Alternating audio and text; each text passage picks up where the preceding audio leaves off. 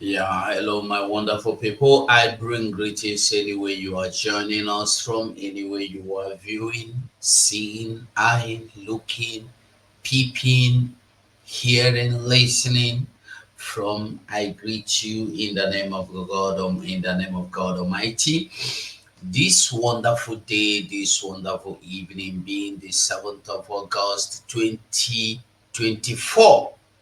We come this evening in peace.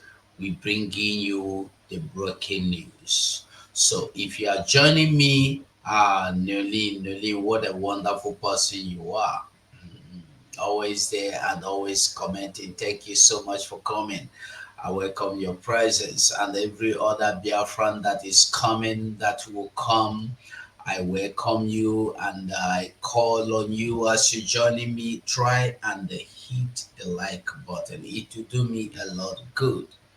If you just touch the like button, it will save me from getting from the YouTube blocking me or kicking me out. So I welcome you this wonderful evening. We go.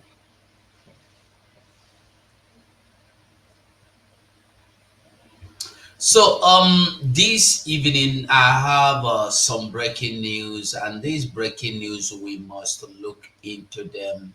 Nigerian Army accept. If you remember, the Nigerian military. Excuse me.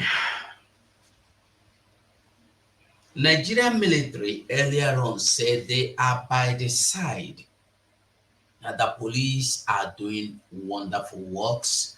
They are not participating. They are by the side watching what is going on. But today,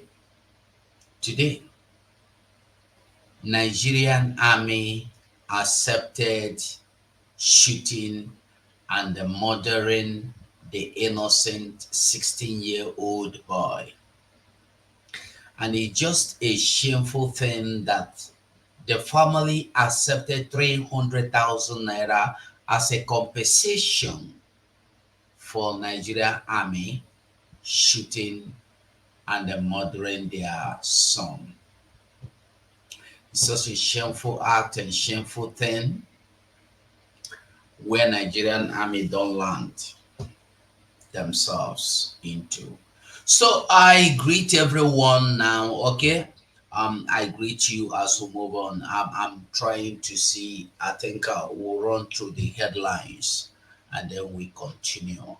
And the 4 point the Prime Minister Biafra Republic government in exile has made clear that the Biafra have achieved and are achieving under the one that is loading. That should be the last one. And again, we see what do you call it?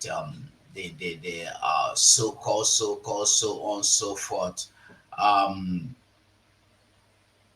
Nigerian army contradicts police. Police came out after they shot the boy, and the people were saying they shot the boy died. The police came out and said, but nobody used live ammunition, live bullet. That's everything was rubber bullet. The boy was not shot dead by the Nigeria security operatives. Unfortunately for them today, Nigerian army come out and they clarified that they used live bullets. Again, something that is amazing or amusing rather, that the family of this boy have accepted the 300,000 naira, which is less than 180, just let's say $170. The boy's family was paid about $170. About 170, is it, am I correct? Am I right? If $100 should be about 60. Mm-hmm. Mm-hmm. Yeah, about $170. About $170. Let me be sure. Let me not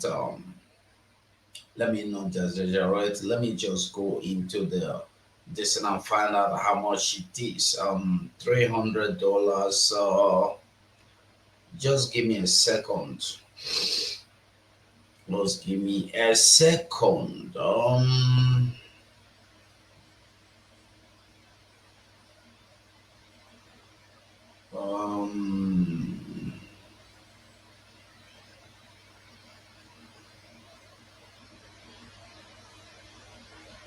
Okay, hold on. Nigerian money is 300,000 naira. I am correct. It's about 174 euros. That's say okay. Let's just say $180. About $180 was paid for the boy they murdered in cold blood. The Nigerian military murdered the boy in cold blood. And then, as if that was not enough, we saw the family. Nigerian army have arranged with the family to accept that there was no protest, that it was how they call it, miss stray bullet that killed the boy. But we saw the military when they beat the boy down, the boy was on the ground, and they pointed at the boy and shot him just less than 2 feet away, less than half a meter. Let everybody, so if you don't see the video, if you have, I'm not going to show it for say what do you call it, community sake, social media, YouTube's community sake. So if you go watch the video, you see the lies the Nigerian military are now plating, painting, manufacturing, bringing out. I think that would be the best place to start this program from. Let's just start with that. Now, listen. The Nigerian Army has confirmed the killing of a teenager in Zaria, Kaduna State, in an attempt by hoodlums aiming to attack troops enforcing the curfew imposed by the state government. In a statement by Director Army Public Relations, Major General Onyema Nwachukwu, troops received a distress call on Tuesday that some hoodlums gathered in Samaru in large number, burning tires on the road and pelting stones on security personnel. The troops immediately mobilized and arrived at the scene to disperse the mob, but some hoodlums attempted to attack the soldiers. According to Major General Nwachukwu, this prompted a soldier to fire a warning shot, which led to the death of a 16-year-old boy. Did you get the message? That the soldiers, I'm coming at, there's another video I'm going to show you, that the soldiers fired a warning shot. This shot was directly at the boy. In just less than a foot, we saw them with the firearm, with the fire. It wasn't a secret. The people got them on camera, video, everything we saw clearly. Now is a warning shot that killed the boy, and the family have foolishly accepted the sum of 300,000 naira, $180 for killing their son.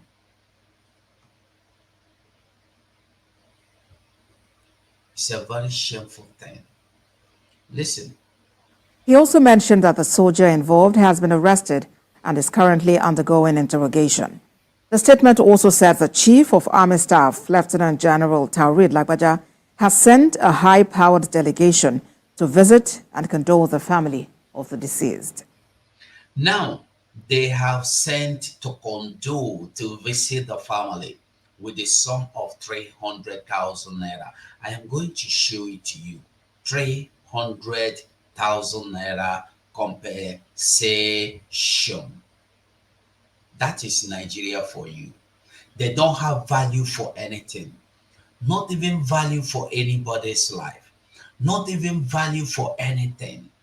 No, they don't have a common value here in the here in the western um here in the western land. I'm in Spain. Here, a dog, a dog, even a useless dog abandoned by the owner, even a dog that are dogs, animals, cats, even rats, even this thing we call idiots, you cannot waste that life anyhow. Those of you in the western world knows what I'm saying. Here you see rabbit jumping up and down. You cannot dare to touch them. They have their right to live. But in Nigeria, the only thing that have right to live is cow and the Funanis. The Funanis have right to do anything to you and nothing will happen and nothing gonna happen and the nobody, no court. You remember during the autumn, Godwin, I've forgotten his name, former Benue State governor, when when the people of Benue attack back, when these Funani headers attack the communities, mought so many people, chase them into IDP camp, the remaining ones regrouped and attacked back. What do we see? We saw the same military and the Nigerian court and police going to the communities, arresting everybody in the community. The same Nigerian police and army went to the whole community, ransacked, and they took away every arm, even to the point of taking away their hunter guns. Why the Funanis are being allowed to carry their AK-47, do anything they like. Today, Nigerian Army have compensated the family of the 16-year-old boy shot dead in Kaduna protest with 300,000 naira. 300,000. I'm not telling you 300 million. No, 300,000 naira. $180. $180 or even less than that for the life of a 16-year-old boy. And they are telling you that the boy was killed due to a fire by the military, a warning fire or warning, they shoot to warn them in the air. But all of a sudden, the shooting in the air turned upside down to be on the boy. I'm going to show you another video. Hold on. Because when I want show, I will show and reach the end. Where is that? No, not here. Not here, please. Not here. Let's go to the YouTube. YouTube. Let's go to YouTube and get the video. Think of this. Yeah, you see.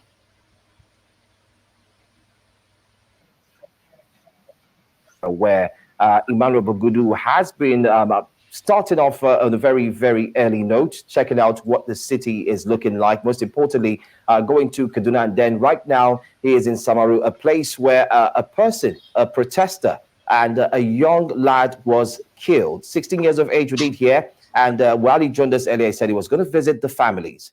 Emmanuel, if you can hear me, I hope you are there currently. And what's the situation and what's it looking like? Yes, I can hear you clearly. I am right now in Samaru, Zaria, the home of the young man, 16-year-old Ismaila Mohammed. I'm actually surrounded by his relatives. His father is inside, attending to people that are coming to pay condolences. And the story is so pathetic. And everywhere is so moody. They are still mourning the demise of their son who was shot by the Nigerian the officer of Nigerian Army. So a lot of eyewitnesses are really, really interested in giving us an account of what happened, because they actually confirmed to us that contrary to what the army statement said this morning, that the boys were protesting, the boy wasn't protesting, he was innocently sitting in front of his house, and the bullet just came and met him. Did you get the message? You get the message? Did you hear what the press is telling you now? Nigeria is a place where truth is not existing. Justice never listen again. I'm going to rewind it. Listen very well again. Listen again. Because they actually confirmed to us that contrary to what the army statement said this morning, that the boys were protesting, the boy wasn't protesting, he was innocently sitting in front of his house, and the bullet just came and met him. They showed me a lot of places where everyone was calm here. There was no protest. They confirmed to me that there was no protest in Samaru. Even at that, if the boy was protesting, the boy, was he protesting with gun? The boy that got shot, is he a hoodlum? Is he a criminal? Did you shoot him? Did you see anything with the boy? Did you see any firearm with the boy? Even machete? No, nothing. You decided to shoot the boy because this boy challenged you. You shot at the boy. You murdered this boy in cold blood. And now they have been told to tell the press that the boy, there was no, you see, the people, because of common 300,000 naira, you see why Nigeria is just doing everything possible to subject the people to abject poverty, so that you will be forced to live in lies just because of a peanut. 300,000 naira. They have forgotten about their son. They are now singing hallelujah to whatever the military asks them to say. Listen. At all. That the army were just patrolling, enforcing curfew, and then a small, there wasn't, they even said there wasn't a misunderstanding, that the overzealous, according to them, allegedly overzealous army officer who was trigger freak, just, shot the trigger at the home of the boy twice, and then the boy died instantly. Is it true? All of you here saw the video, how this boy was shot. They beat the boy down. They forcefully beat the boy fell down. And when this boy fell down, they pointed like this at the boy. Close range with AK-47. And the boy was like this, just like this, something like this. This distance. This is the gun. This is the boy. Just this distance. And then the boy was shot 2 times. The video is out there. If not for the YouTube problem that I've been having, I will show the video. Everybody has seen the video. Today is now a stray bullet. And people have bought into that. Even Nigerian press are now glorifying the lies of Nigerian military and police. These are the same people that have told you that they don't use live bullets. All of a sudden, the bullet has come to kill people. The bullet that are not meant to kill is now killing. What a miracle country. So I have a lot of eyewitnesses. Eyewitness number 1. Where's the guy? Okay, you're here. He's here. Okay, this gentleman here actually witnessed the shooting. We'll talk to him before going in there to pay our condolences to the father of Ismail Mohammed. But he's going to give us exactly what happened when the shooting started. Okay. What's your name again, sir? My name is Mansour. I was in the market, sitting beside one shop, my friend's shop.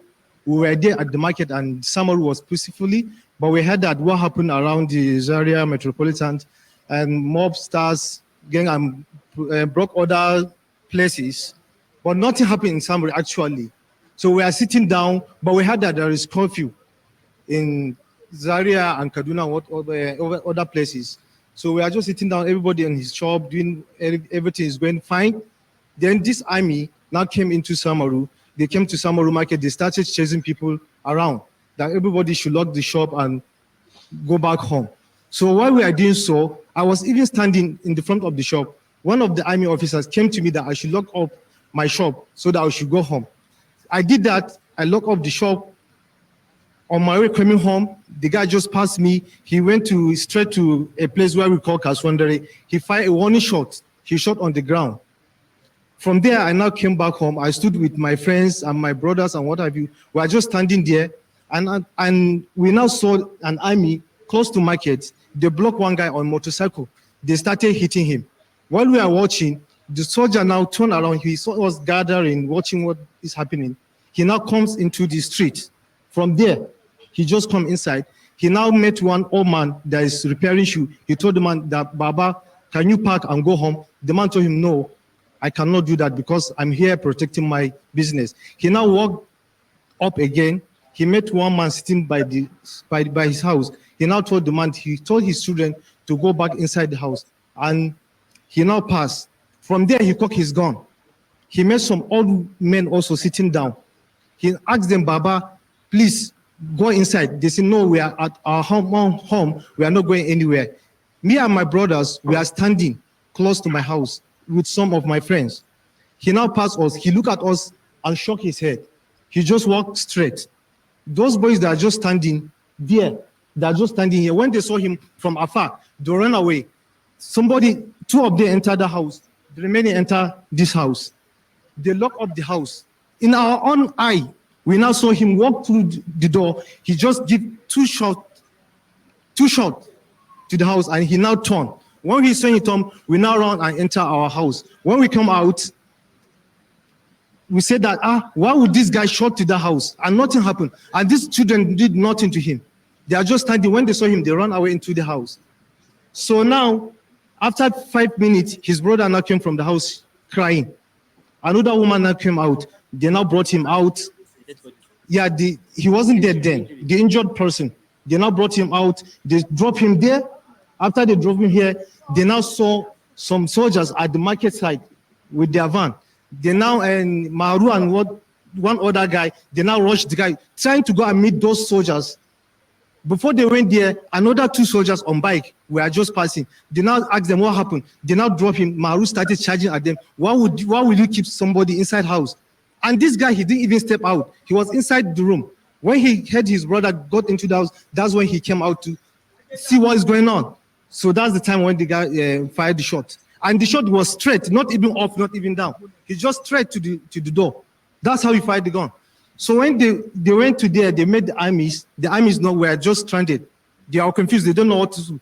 They started shouting. And the other van now rushed. He nearly hit my brother. My brother ran away and one other person. And the other army from the van get out from the van and he followed them. He caught the other guy. He started kicking him, trying to shoot him. The guy could not run. He stayed. Then the army fired the gun and he hit his leg. So now we had another story that, I don't know. Yeah, it's a statement. They are just reacting to the statement. Nothing is going on. To the statement, countering the statement by the Nigerian Army that says that it was a warning shot.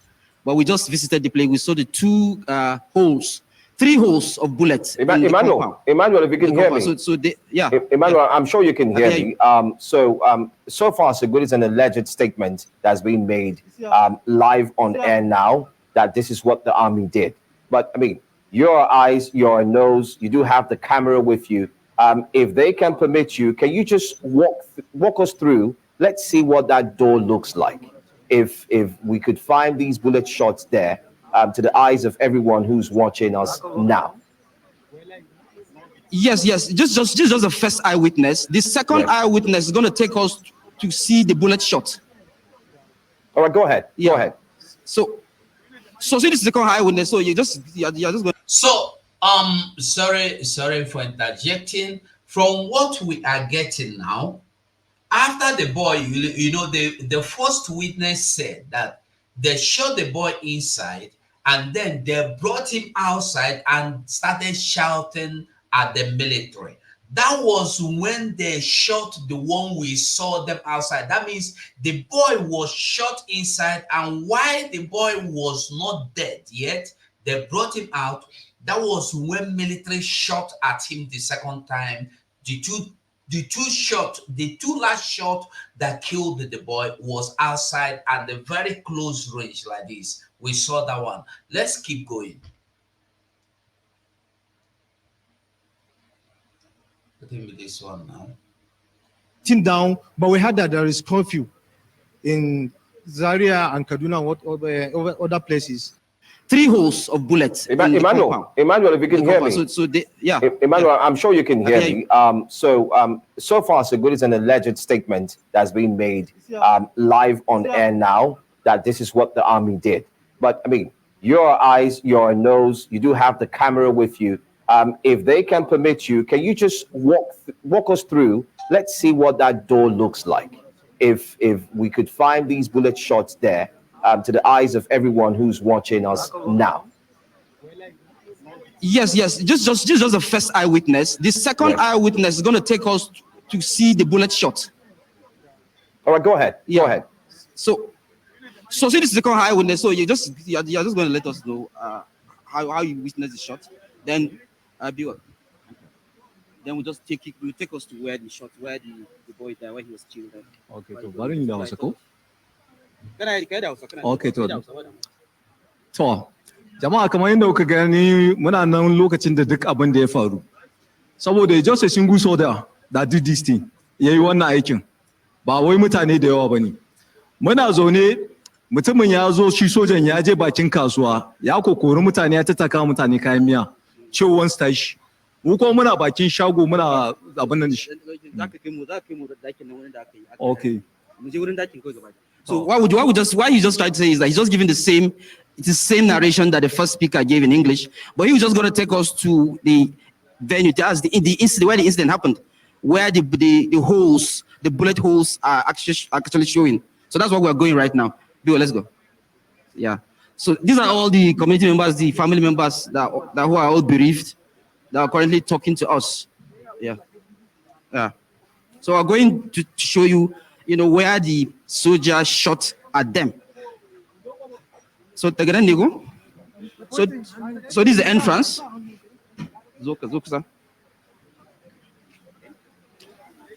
Okay, so put down. Look at the first bullet. Okay. So this is the whole of the first bullet. This is the second one.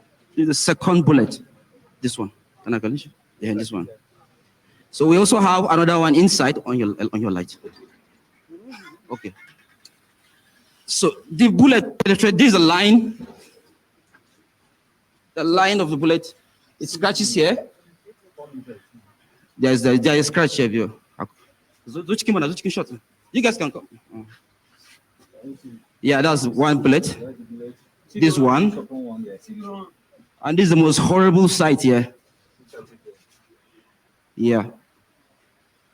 So it's a very pathetic situation. In fact, one of the most touching stories is the fact that the person that the boy was shot right in front of his elder brother, younger brother. In front of elder brother, because the elder brother was coming just at this spot.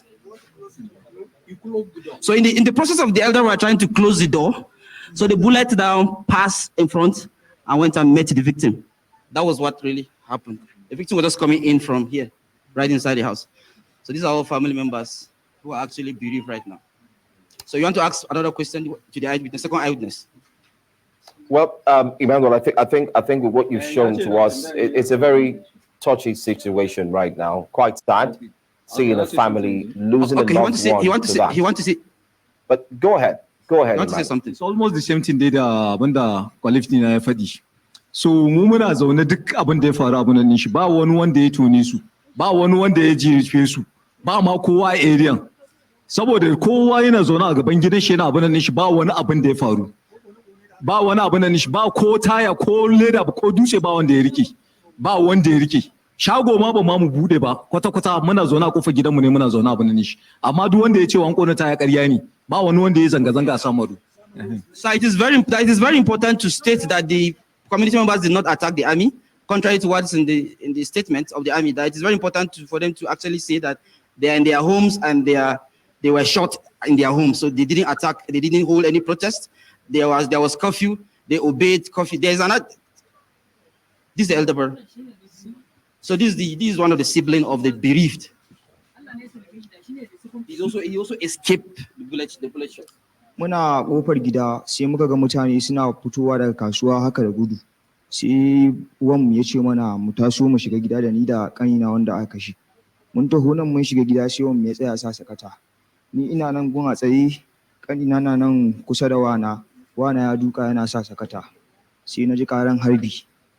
Ban san wanda ya sama ba, kanina ya sama a wuya. Sai harbin da ya yi na biyun shine da ya sama jikin bangon nan. Fallatsin sai ya sama na shiga gida da gudu. Bullet biyu ne sai na shiga gida da gudu. Shi ma wana ya biyo ya shiga gida da gudu. Sai muna cikin gida muka ga ba mu ga kanin ba. Ina fitowa na ganshi nan gurin a kwance ya fasa mai makogaro da bullet jini na fitan mai a wuya. Kuma sun ce wai ya fito wai ya jefe su, ƙarya ne bai jefe su ba. So the elder brother is saying that it wasn't a warning shot. The house was targeted at, that he was shot at the throat. That's the word he made by Makogoro, at the throat. And that was how the boy died. So the father of the bereaved is still inside talking to visitors. He would tell you, what happened as time goes on. We'll just try to calm the situation here down, just speak to eyewitnesses and then get back to you. Yeah. All right. Emmanuel, finally, before I let you go very briefly, has there been any condolence visits from the Nigerian Army? Thank you very much.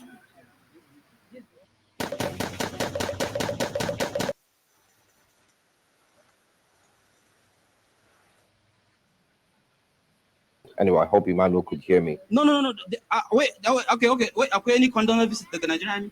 Army is supposed to get Okay. They came. What you say now? Say it. Did they come? Did the army when did they come? Yesterday by 4. They came here yesterday, but I'm sorry. I know how to speak English, but please, I want to speak my language. Go ahead, speak outside. Just tell us that, just confirm to us that the army came. Sun GCO ya zo daga Kaduna ya zo nan gurin jiya. Misalin karfe bacin mun dawo GCO sorry. Ka san koma dai me koma yawa ya zo jiya. So ya zo yayi magana da mu. So mun yi magana da shi duk abin da ya faru a can da yake ni ban shiga inda suka je suka yi maganan ba. Amma ni eyewitness ne na harbin da aka yi because in ba dan Allah ya kare ba, I will be the second person da zai kashe jiya because that's my house opposite wannan gidan.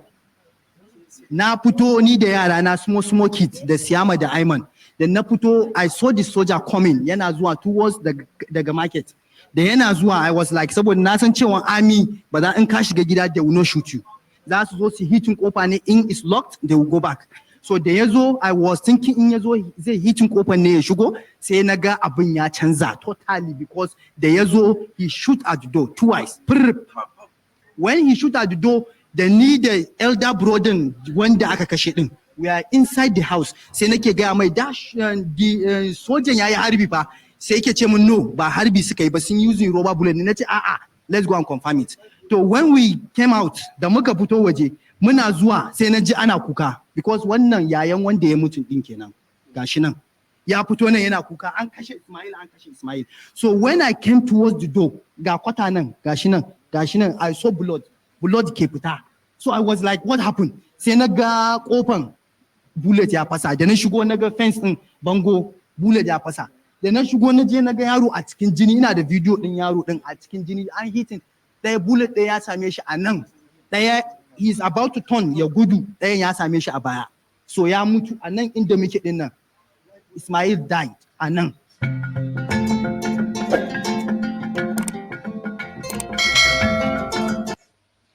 Okay, thank you so much for watching and thank you so much for patiently listening to the video.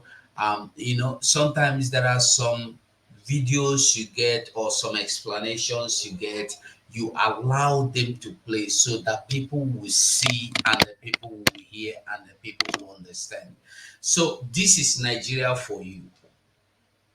For those that still believe they have a country, this is Nigeria for you. Your beautiful Nigeria, your beautiful country, your wonderful Nigeria, your awesome, excellent country. Now, without wasting time, this is the boy. Hold on, let me bring the boy. After they have murdered this boy, they went and have the guts to pay them how much. Before that, I want you to see this, because normally, usually, initially, the Nigerian police said that the boy's death is not caused, or the army did not shoot the boy. Hold on, let me start so you will see the news headline. This is a daily trust, I believe. This is Daily Trust, Nigeria newspaper, as you can see on the screen. This is Daily Trust. So now, initially, the Nigerian police said that the army did not kill the boy because that Nigerian military did not use anything like live bullet. But today, military has gone there to compensate the boy's family, proving that yes, we shot the boy. They compensated the boy's family with 300, the sum of 300,000 naira. If you convert it to dollar, it's about $180. One. So let's quickly see what this news say about the military the military contradicting the same Nigerian police. Now, military contradict IGP, that is Inspector General of Police, and the military admit the use of live ammunition on protesters. This is Daily Post, today's news. The police claim overknown use of ammunition on protesters took a new dimension on Wednesday, that's today, when the Nigerian Army confirmed that one of its men,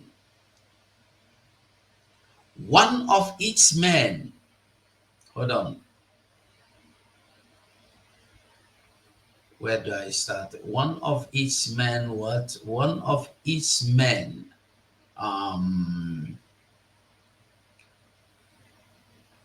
the first reported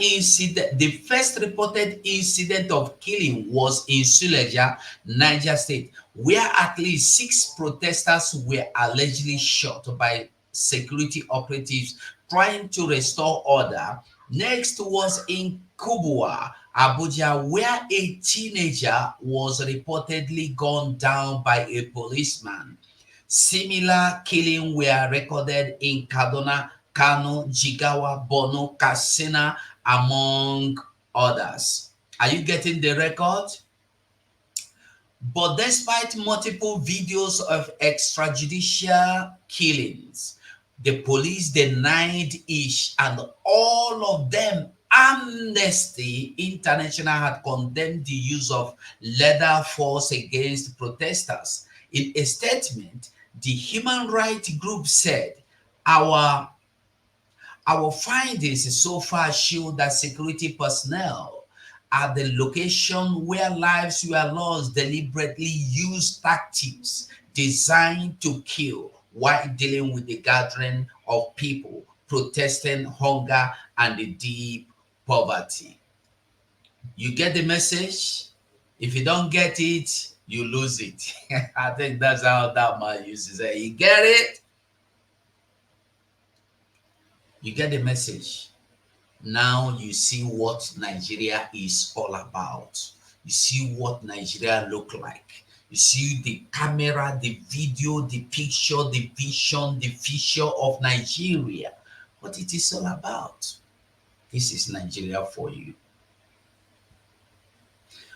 where Nigeria is where the police will do their finding from their office, where the military will carry out their findings from their inside their office. They don't go to the field. Look at the kind of contradiction coming from police and army. Police denied. So who killed those people? And I am still asking a question. If you compensated one family for 300,000 naira, what about the other family? Now, in this protest, we've recorded not less than 30 persons dead. And they all died as a result of shooting from police and army. And then, if the army are the ones responsible for killing this 16-year-old boy, is it not the same army yesterday that told us that they are standing by watching, that they are not getting involved yet? Nigeria, rotten people, rotten country, everything about them is rotten. Everything about them is rotten. Country without vision. Country without vision. Shame. Quickly, we see the news. Military, Nigerian Army compensate. Okay, let's see the news quickly. Let me show this. The noise is coming from there. Okay. Hold on. Hold on. I will put it in a way that I will be reading, and you also will be seeing the headlines of what I'm saying. Okay, now quickly. Nigerian Army compensate family of 16-year-old shot dead in Kaduna protest with 300,000 naira. The followers, this follows the army's admission of responsibility for the fatal shooting in Samaru, Zaria, Kaduna State. In a statement on Wednesday, the family of Ismaila Mohammed, a 16-year-old boy killed by the Nigerian Army under President Bola Tinubu Ahmed during the ongoing End Bad Governance protest, has been compensated with the sum of 300,000 naira. 300,000 naira. This follows the army's admission of responsibility. The army's admission of responsibility for the fatal shooting in Samaru, Zaria, Kaduna State in a statement on Wednesday. According to X Aliyuk Wabai, on Wednesday afternoon, Ismaila Mohammed's family has been given 300,000 naira for life compensation. This 300,000 naira is the value of life of a human being. I never know that life worth 300,000 naira. Life. You compensate in exchange for life. You pay 300,000 naira only in Nigeria. And I want us to remember quickly that some time ago, I think about 2 months ago or 2 months ago, a 2-year or 12-year-old boy was kidnapped and was given in exchange for 2 bags of rice. Don't forget that story. In Nigeria, 2 bags of rice.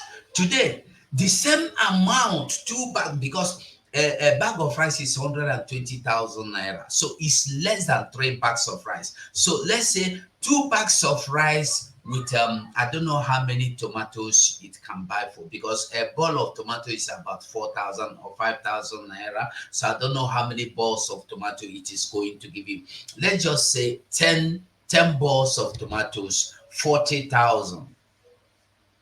Okay. 120, 120, 240, 40,000. 2 bags of rice with 10 balls of tomato. You exchanged human life in Nigeria. That is the country some fools are ignorantly dying, fighting, defending to keep.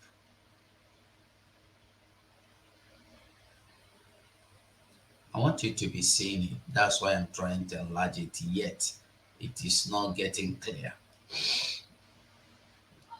I'll read again. The father of the 16-year-old, the father of the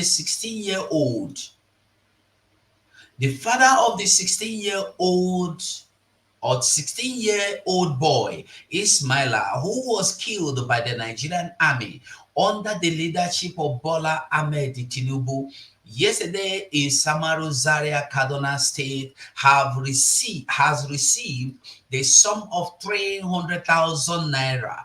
300,000 naira for lives compensation of life. Sahara reporters reported on Tuesday that tragedy struck in Kaduna State as Nigerian soldiers fired live round to suppress and end bad governance protests in Samaru community, killing 2 civilians and sparking widespread panic. According to Eyewitness, the soldiers stormed the community home to thousands of Ahmed Bello University students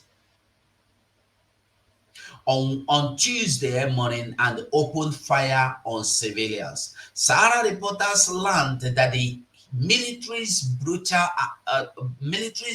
crackdown was aimed to disperse protesters who has been gathering in the area for days. A student resident confirmed the incident to Sahara reporters, describing the atmosphere as tense and volatile following the senseless killing of innocent civilians. The community source said the army came early this morning, and they did not care. They just started shooting. Their aim was to suppress the ongoing protest. Unfortunately, their bullet hit 2 residents at the market area of Samaru. They both died. So now, the question we should be asking is this: why should a military? You see, when you hear our Prime Minister Simon Ekpa tell you that these people are not military, they are not police, you will not understand it. They are terrorists. Why would a trained soldier go to somebody's home, begin to fire shots through a closed door, through a locked door? You begin to fire shots. Now you see the bullets. Now you see the evidence. Now you see the proof. I wonder how they are coming to cover these lies again. And this is why they don't want you to be a social media influencer. They want to control what you do. This is why they don't give you network. Despite you paying for the network, they make sure they frustrate and toss your network so you will not be able to produce anything. This is why they want to keep you in dark, to remain in lies.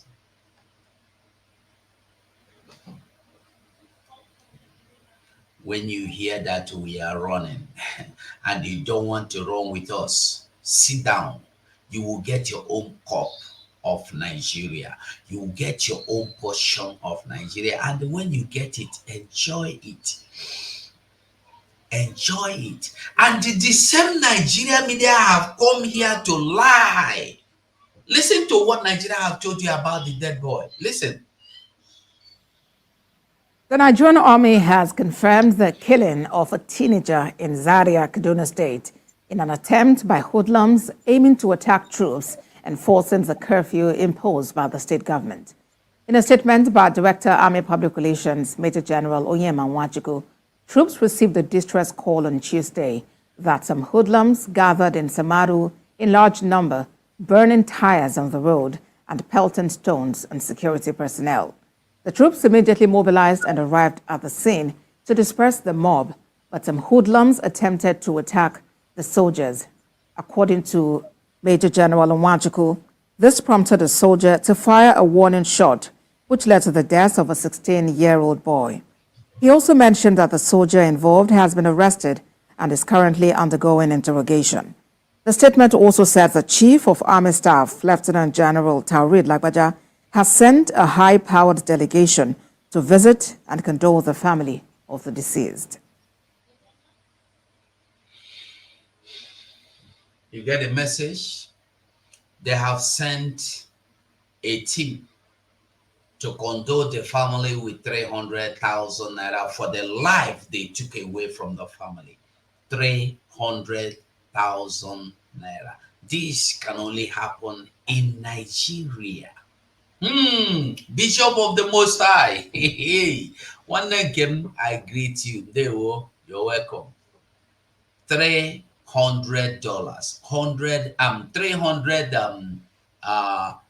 300,000 naira, about $180. It's for you to see. Is for you to see what a beautiful, awesome, marvelous country. What a marvelous Nigeria. What a marvelous Nigeria. They exchange life for 300,000 naira. What a beautiful Nigeria. They give you 300,000 for life. Each life, not even each life they took. Because had it been they are paying 300,000 naira compensation for each life they took away, it would have been that but this is just once in a while they pay 300. Imagine a family, you took away a boy of 16, even if it is a man of 150-year-old, and you are paying for, even if it is I want to ask you a question. If you carry your gun, you are in America. In America, you can go purchase a gun, have your license with your ID, you can purchase a gun. Can you come out and shoot a rat? I'm not talking of dog. Rat, useless rat, okay, idiot that is useless. If you see it on the road, will you shoot it? You can't dare not. If you do that, you will go to prison. $180 will not bear you. But look at man died and you are paying $180 in exchange for his life. $180. I'm not telling you 180,000. $180. 180 ejema, they want them. 180 ejema for life. Money that cannot buy, I don't know how much is a bottle of Hennessy. Nothing. It can buy you nothing. Even in that zone, that money cannot buy you 2 bags of rice. Okay, it will buy you 2 bags of rice. I've summarized it before. 2 bags of rice with 10 balls of tomato. That is Nigeria for you. Dead zone. I think Nigeria should better be seen or be identified with the name dead zone, because everything in it, they are making sure they frustrate them to death. I don't blame the family that accepted the 300,000 naira. Maybe in their life, they have not seen 100,000 naira block before. So when they see this 300,000 naira, they say, my son is dead. If I don't accept this money, we don't even have food to give to the siblings of the dead boy. So let us just accept this 300,000 naira. So at least he can give us a bag of rice and a half bag of gari, and we can buy soup ingredients and the stew ingredients, and maybe top up with some noodles of beans. So they have to accept. This is why they keep frustrating people with poverty. You cannot buy telephone. If you manage to buy telephone, you cannot buy data. If you manage to get your telephone and data, you will not have the light because they will make sure they take away the light. You don't have current. You are out of service. If you manage to have the money to get generator to charge your telephone, buy your data, there will not be network. There will be network problem. They want to keep people in a dark from beginning to the end. Well, as if that's let's just leave Nigeria for Nigerians. Let's move on. Our Prime Minister, Biafra Republic government in exile. The Prime Minister, Biafra Republic government in exile, has made this this thing is there. I just want to read it from the newspaper, Nigerian newspaper. It is always better to see from Nigeria's side what they are talking about us, because today they are now reporting our news for us. Hmm?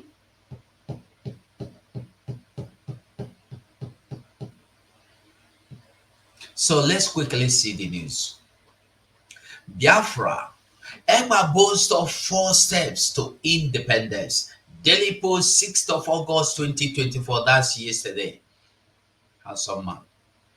Okay, now, the leader of the Biafra government in exile, Simon Egba, has reeled out what he called 4 steps to actualization of Biafra independence. Egba disclosed this on Tuesday through his official X account. He boasted of step-by-step gain record. He boasted of step-by-step gains recorded so far toward the achievement of Biafra liberation.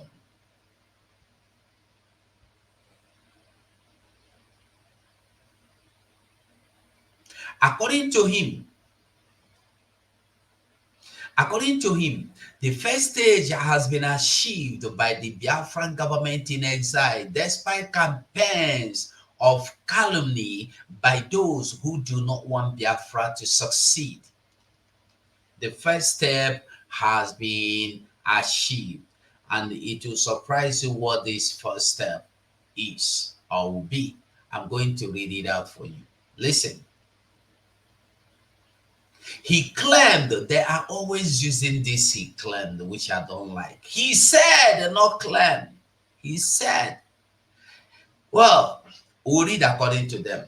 They said he claimed that the second stage of Biafra independence through its declaration of defense has been successful 60%.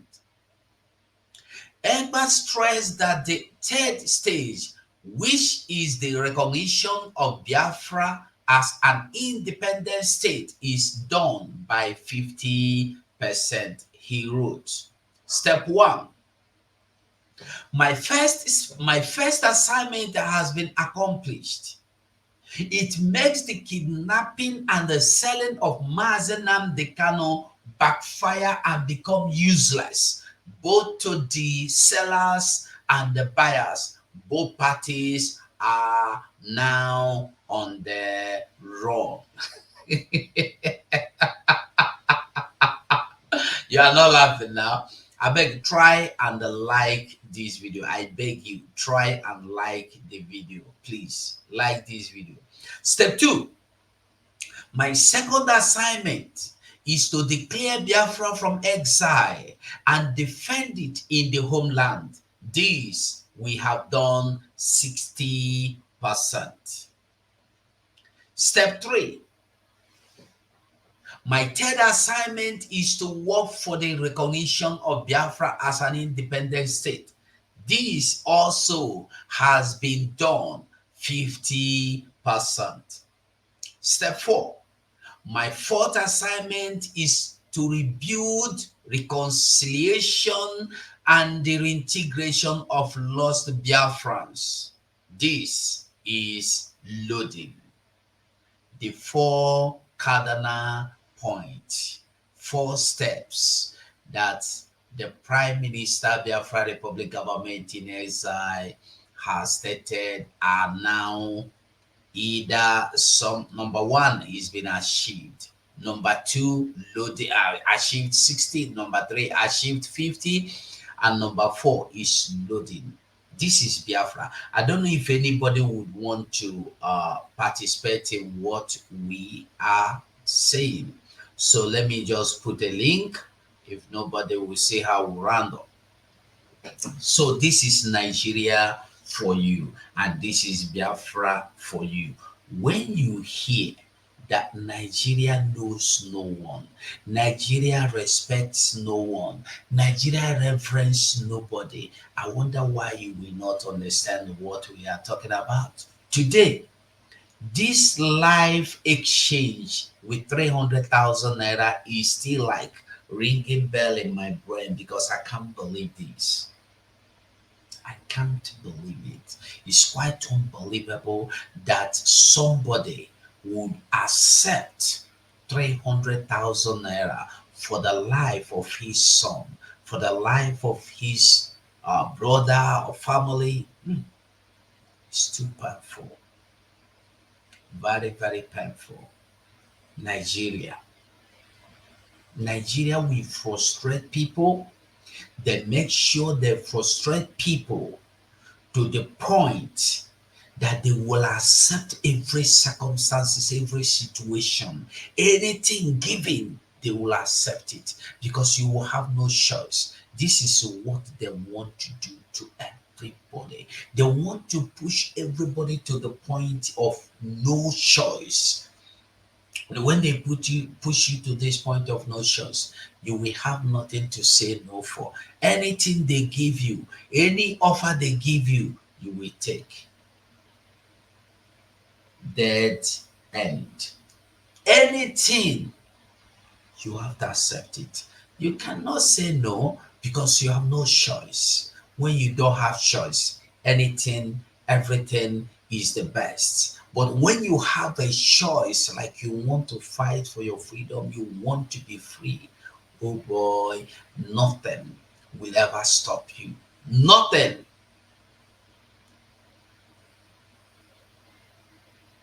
I thank God we are exiting. I thank God we are going. I thank God we are getting free. If you are not part of what is going on, my brother, my sister, get yourself involved in what is going on, because what is happening is like do I say a storm that will hit you, boom, before you know it, the thing has happened, the thing has passed, and you will start crying and you will start yelling. Just like the Bible said in the old, the second coming would be, Jesus said in the Bible that his coming back will be like a thief. You will not see him coming, you will not see him going.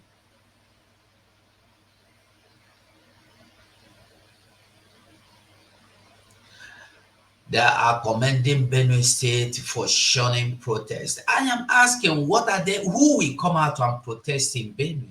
If you come out to protest, the what do you call them? The headers will come for your head. So, are they coming out to protest from IDP camp? Where are they coming to protest from? The people of Benue, 80% of them are in IDP camps. So how would they come out to protest? And the Musa told you that they have arrested the people that were waving a Russian flag. What about the people that have been waving the Russian flag, are still waving, and we still wave? Even as we are talking here right now, people are still waving the Russian flag non-stop. And they are carrying a casket. They say that Tinubu is inside the casket.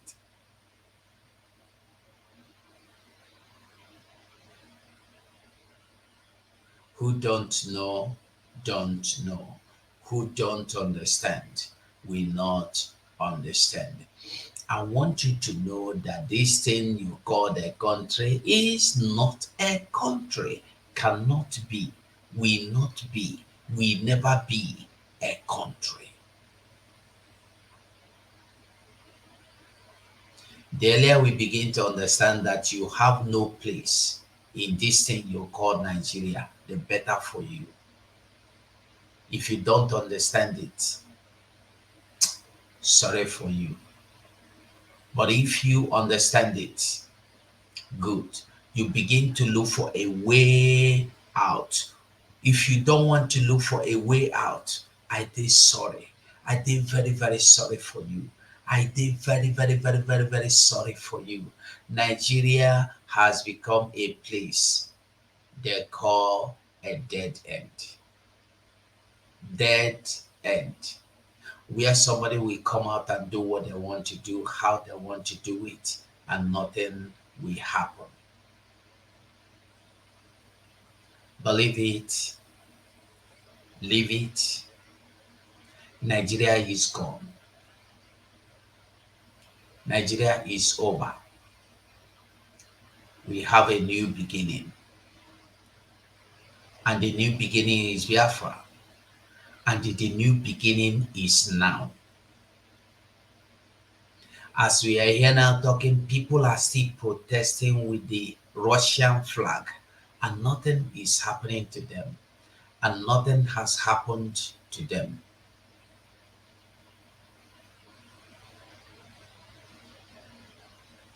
We see them burning Nigerian flag, and nothing has happened, and nothing is happening.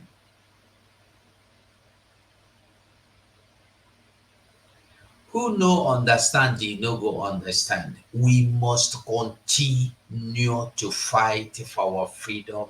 We must continue. We are not stopping at anything. We are not going to, because the moment you think of stopping, think of dying. Because if you just break, bam, you are gone. Boom. In a country where people are being murdered like nothing, where your life have no value, in a country where they value cow, but they have no value for any life.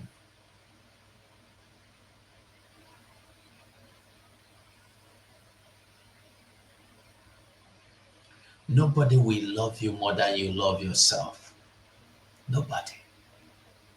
Nobody will be there for you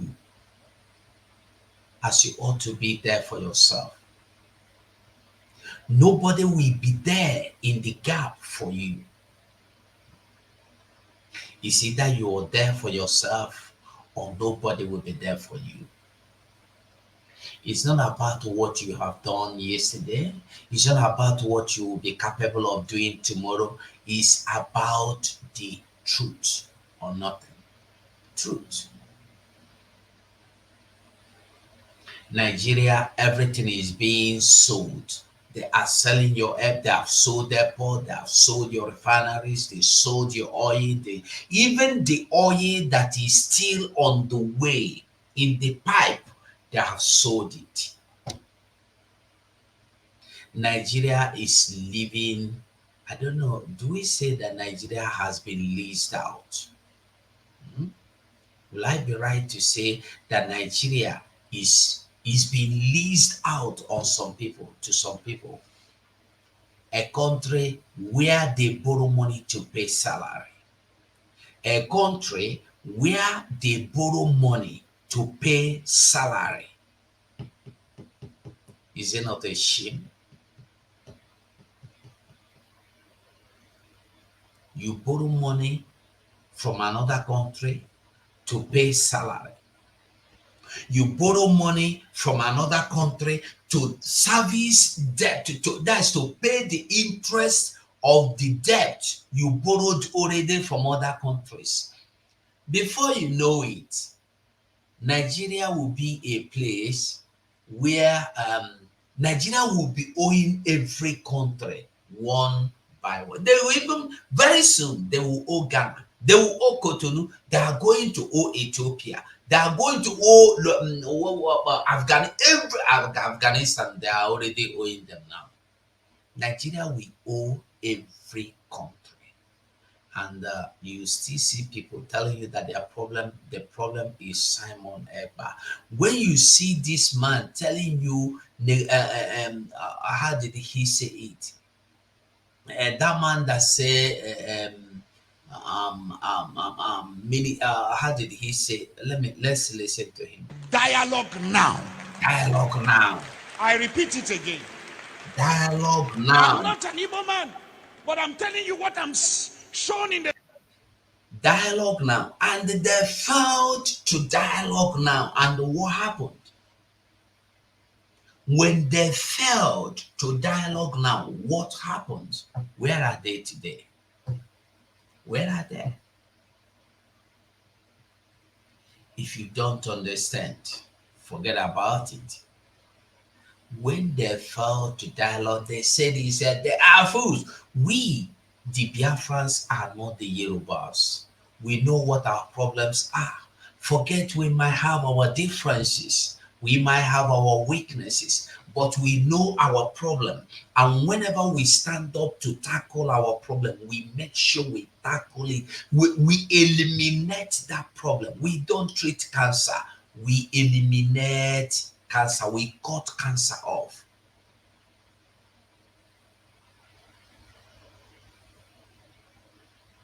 war.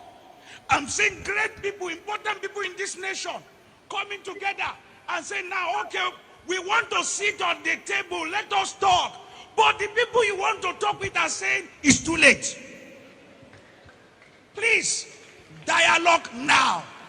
The days ahead are evil. Dialogue now. This is not a cry of a baby. It's a cry of an adult.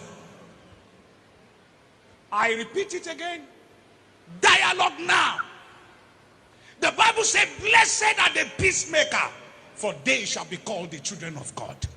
Please, every authority, there come a time when a revolution is about to take place. The power of gun, bombs, and bullets cannot hold an ideology. Please, dialogue now. This is not the time of, I have bullet, I have gun, I have bomb. This has nothing to do with bullet and bomb. If you know what I'm seeing in the realm of the spirit, everyone in federal authority should take the Biafra agitation serious. If you are once a founding father of this nation, sit down around the table and listen to your children. Dialogue now.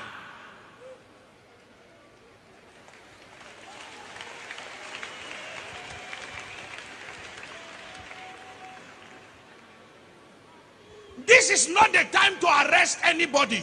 It's the time to hear the cry of... No, they don't. You see, one problem with Nigeria is that they do not listen to advice, and they will never listen to advice, and they do not learn from their past mistakes.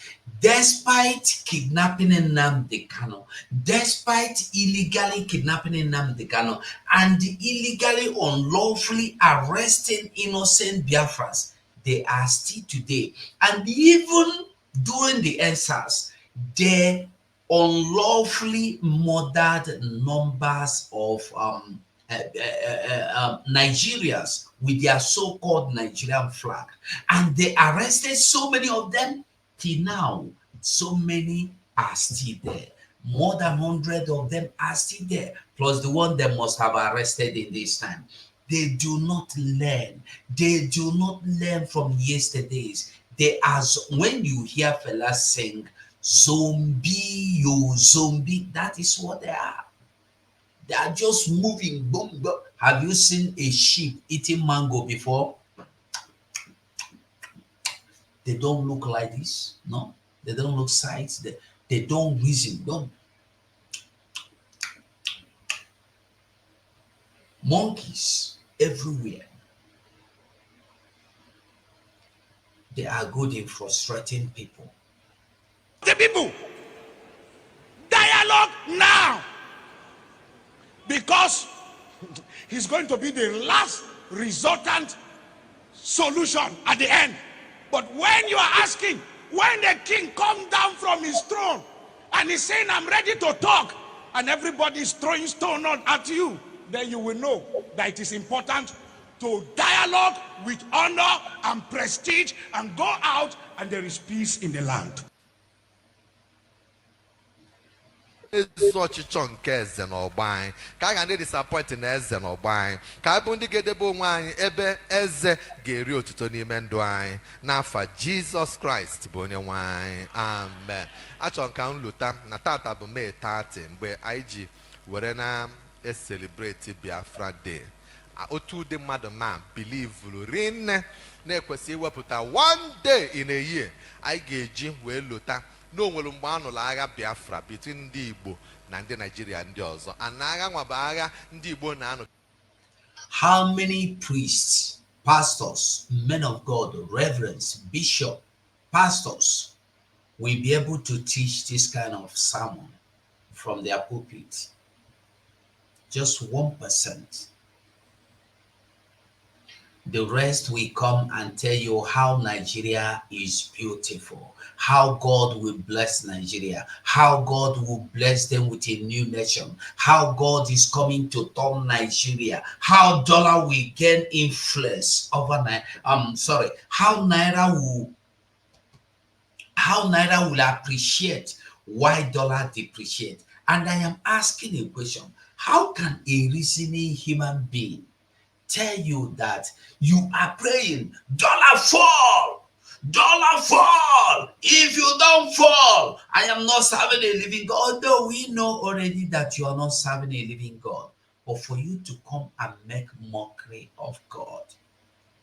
We still see the other one coming to tell you, hey, Nigeria will carry this cup, God has given it to us, oh God, sweating badly, calling God, disturbing the name of God, just because you want to deceive people. Had it been that Nigeria mistakenly win that African Cup of Nations, that pastor would have been on front page, headlines. He prayed and Nigeria won. But I was here telling you, Nigeria will not win that cup. Forget them. I was not in the front page because I'm not a pastor. Had it been Nigeria mistakenly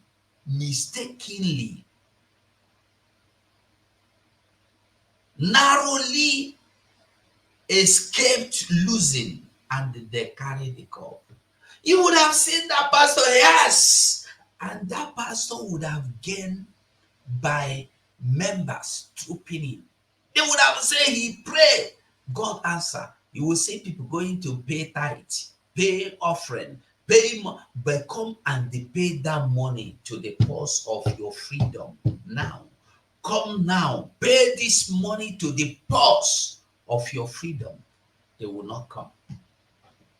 They will choose. Listen to this one. Listen to him. Office as a prophet. He said he is standing in his office as a prophet. Listen to him.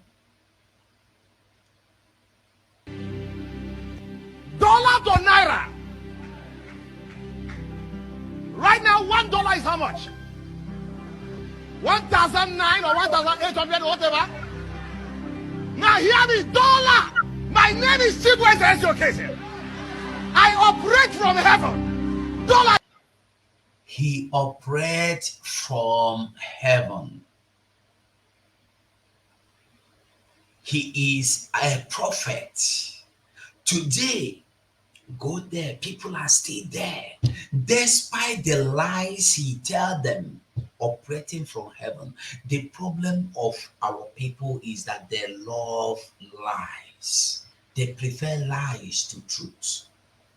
That is why today, as we are here talking, people are still giving to Shina Sanwo-Olu and co. in the name that they are fighting to restore Biafra. People give into their purse. Till now, people are believing in Yoba that he have a solution to free Nnamdi Kanu as we speak now. People don't like truth. Listen to him as he brings the dollar down. Hear my voice. Go down in the name of Jesus Christ.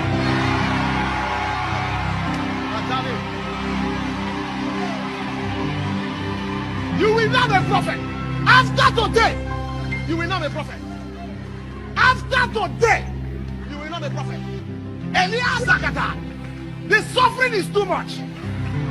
I cannot be here as a prophet, and my people will be suffering. He cannot be there as a prophet, and his people will be suffering, but he dressed fine.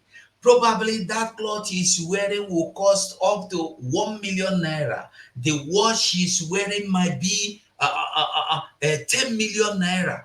Is in his total dressing, he might be up to 5 million naira. And there are people there without shoe. There are people in that church that have not eaten. There are people in that church that don't even have alternative going home today. They will not eat, but he's here dressing as if he's a criminal. Telling you he is from office of God office. Listen to him. Dollar crash, crash, crash, crash. Dollar crash, crash, crash. Dollar crash, crash. Dollar fail, fail, fail. Dollar fail, fail, fail. Dollar crash, crash, crash. Dollar fail, fail, fail. Dollar crash, crash, crash. Dollar fail, fail, fail. Dollar crash, crash, crash. Look at the kind of prayer a human being is praying. The Americans worked so hard to build their dollar. Mazi biko ka ururu send dollar fell biko. America worked tooth and nail to bring this money you call dollar to the level it is. And you are not working for your own. You are only deceiving people, defrauding people. You are calling God to bring the dollar that another man worked so hard for. God will bring it down. Dollar fell, dollar crash. Who, even if you are a Satan, will you answer that prayer? God save us. My brother Oka, you are welcome. Are you there?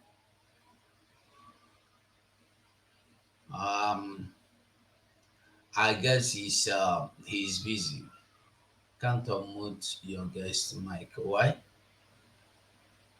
I can't unmute it. I guess you muted it by yourself. So when you are ready, you mute it. You unmute. So let's listen to this man again. They make it different. Nigeria and things are draw in their favor. So decided to all over declare their own country about the Republic of Biafra. Nigeria and also gang up. Greg said, he said very soon we will ask him his office. You can't see his office, oh. His office is in heaven. Listen, it's only, I said, I am going to open a platform. Baby, this is just real. I am going to start using it for gospel. It's only Africa, only in Africa, you will see people calling themselves prophets of God, ministers of God, rabbis of God. They are always operating from heaven. They always call God on telephone.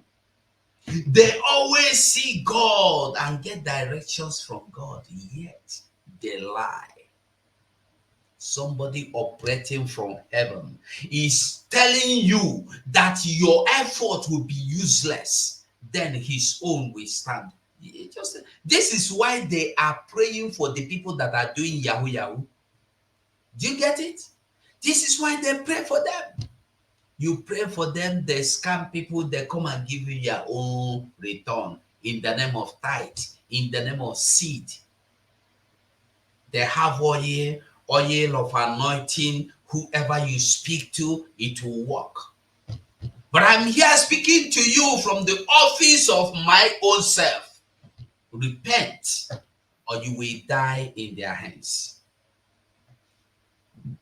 Okay, Gonwuka, if you are back, you have the mic. Okay, he's not back. Okay, engineer Awuru Mibe. If you can hear me, you have the mic.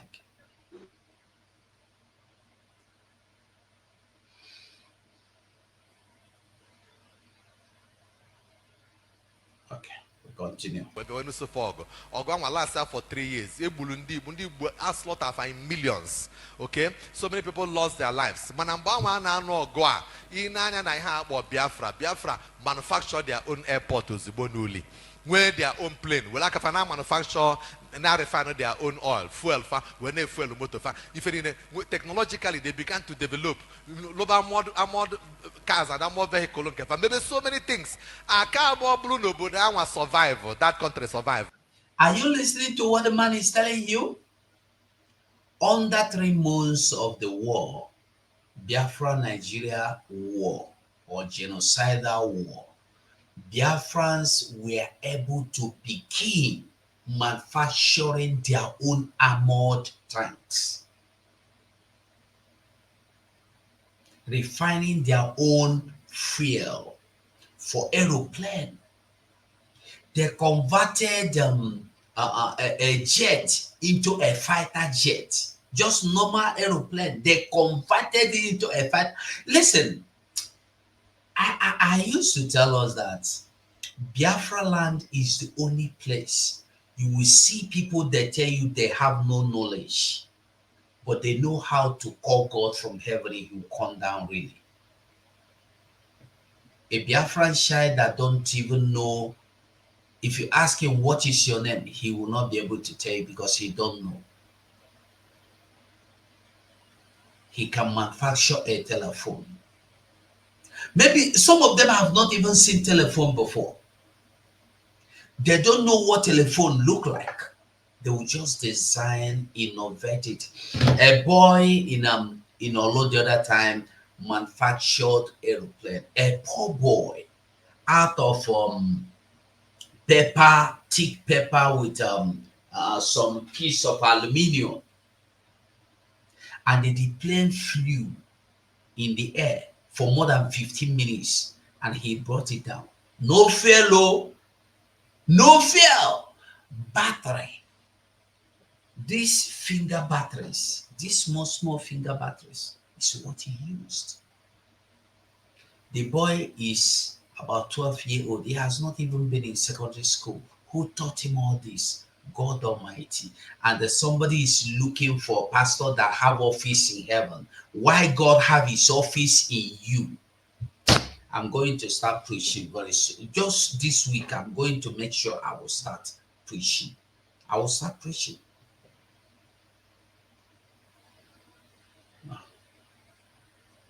And now, Japan China by now I can the most developed African country anywhere on the face of the earth. But unfortunately, that project failed. Okay? Man, I question one day we're gonna celebrate in the Bundi to fund. When now go name will do a good to history and go history. One of the reasons they ban history in Nigeria book I can nail Lieutenant Odihame. I want Bundi Bokwesile. You didn't can Odiha go to Nigeria. So that don't work case where Chomaku didn't go send only Bokwes in Nigeria. Name Odiha name and then Lieutenant Hanok Odiha came Lumba, didn't I had you where rise up where fight ya. So that how we be careful about the way they treat the Igbo man in this project that is called Nigeria. So I can queer last year, May 30, I could just some Biafra. We've touched some video clips. Go to see for the family. This year, I am engineer. We melo ebeloto. Man, I give you na ode hanu ame. Kaine lute. Kona na consciousness of the Igbo man. Oya, but for the man you we support na abia na Biafra day. 18 na burial. 18 na wed. 18 anything. Onyo bona luta welo bosa respect ya our fallen heroes. So for some of us, I want the no question na kade mbie. And no lura na obosi anwa onyo bona no luta. No well Igbo egburufa in their millions in this country that is called Nigeria. Nwa gị jụọ gị gịnị kpatara na ejere akwụkwọ, gwa ya ife kpatara na ejere akwụkwọ, gwa ya ife kpatara na enwere obere ya, gwa ya ife kpatara na onwere any activity enwe, not because na anyị na mourn our fallen heroes. It's very important that we keep it in the minds of our people. Ka ndị ebe anyị wee na-ama na anyị agabigo ife yiri ife dị otu a. Onye ọbụla bụ onye Igbo all over the world kwesịrị ịma na tata na anyị na-echeta ndị na-ewufuru ọbalafa because of that project that failed. Project aka bụ no work. Maybe anya iru na anya ma dị adị otu ọ dị anyị taa. Maybe ụmụ anyị ama nọ n'obodo oyibo na Ghana, nọ na Tanzania, nọ na Uganda na-eje school n'ụmụ African countries enwere ebe ọ gbara ha na ọ gbara anyị nafa. Okay, all because that project failed. That's why IG were this are trapped inside this project about Nigeria. For a 1 year anniversary, only win election, 1 year anniversary. Gonna come will on a commission after 1 year. Jena bridge allo since 90 the Majenia refurbish on Kakana commission. I say now they be look just nothing to show. Manajena Abia State, Abia State yesterday. I'm on Rise TV watching everything live. If you project upon project upon project upon project upon project upon project for the past 3 days, and I commission projects in Abia State. 1 year in the man on office. Obudo kuloto change, Umuahia kuloto change, everywhere kuloto change. 1 year in oh yeah, but statement. Actually, Biafra will make man and the John, the Obio John. They are for their actual progress, natural development. God will raise men like Alex Oti in this southeastern Nigeria. Other governors Nelianya Kafa governance, a Christian not in a position of authority, changing the face of his state. Does on Nelianya. Kaiwe dozia ani adio to kwese kodi iluzia ba na kwase na oku na enwu ase na oku na enwu 24 hours ase na mbili abago ase uzo ni nlopia everything and commission things 1 year kete in office everybody on oboda can testify na ha jana fa government oh yeah be fake kwese me na ani Igbo mgbe I develop na ani Igbo the rest of Nigeria afu na I got off a poll for why we were struggling for Biafra.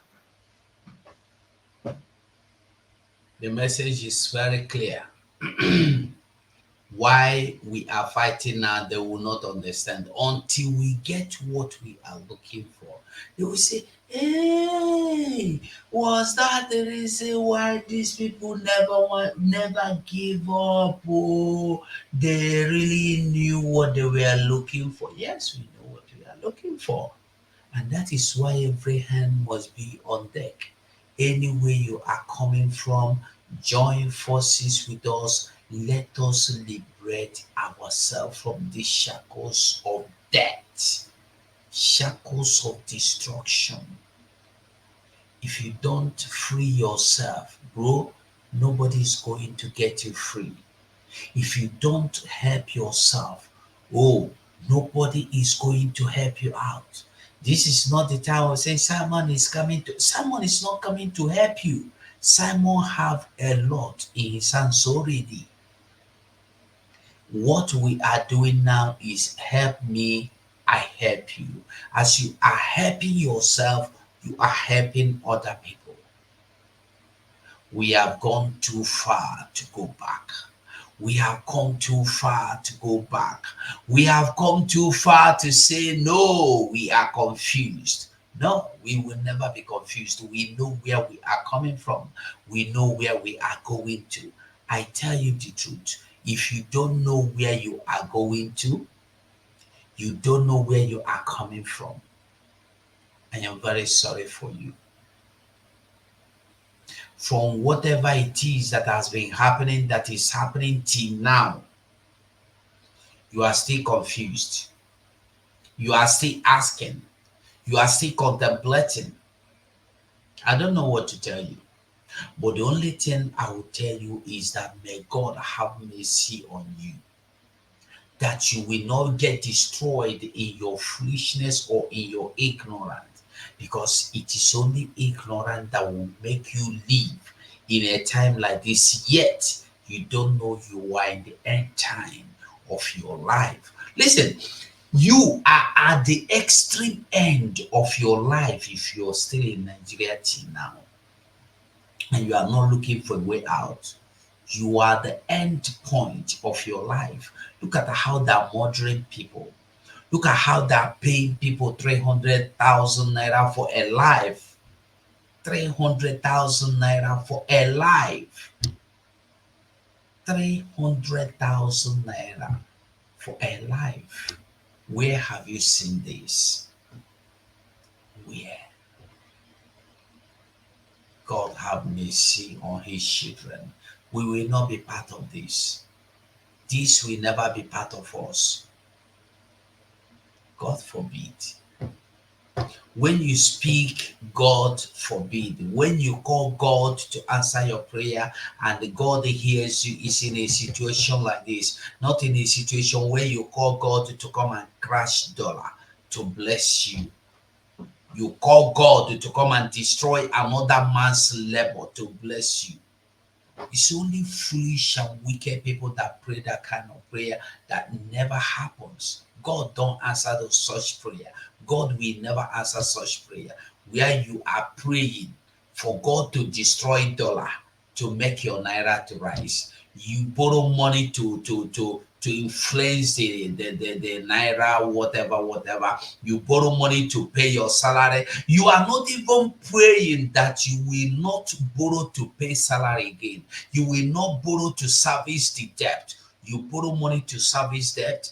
You borrow money to pay salary. You borrow money to service debt of the money you borrow from another people. And you think you have a nation. You think you have a country. If I ask you now, you will say Simon Ekpa is your problem. Nnamdi Kanu is your problem. People without vision. People that are blind, yet they cannot hear. Odumeje said, if it happens to your eyes, what about your ear? If you cannot see, can't you hear?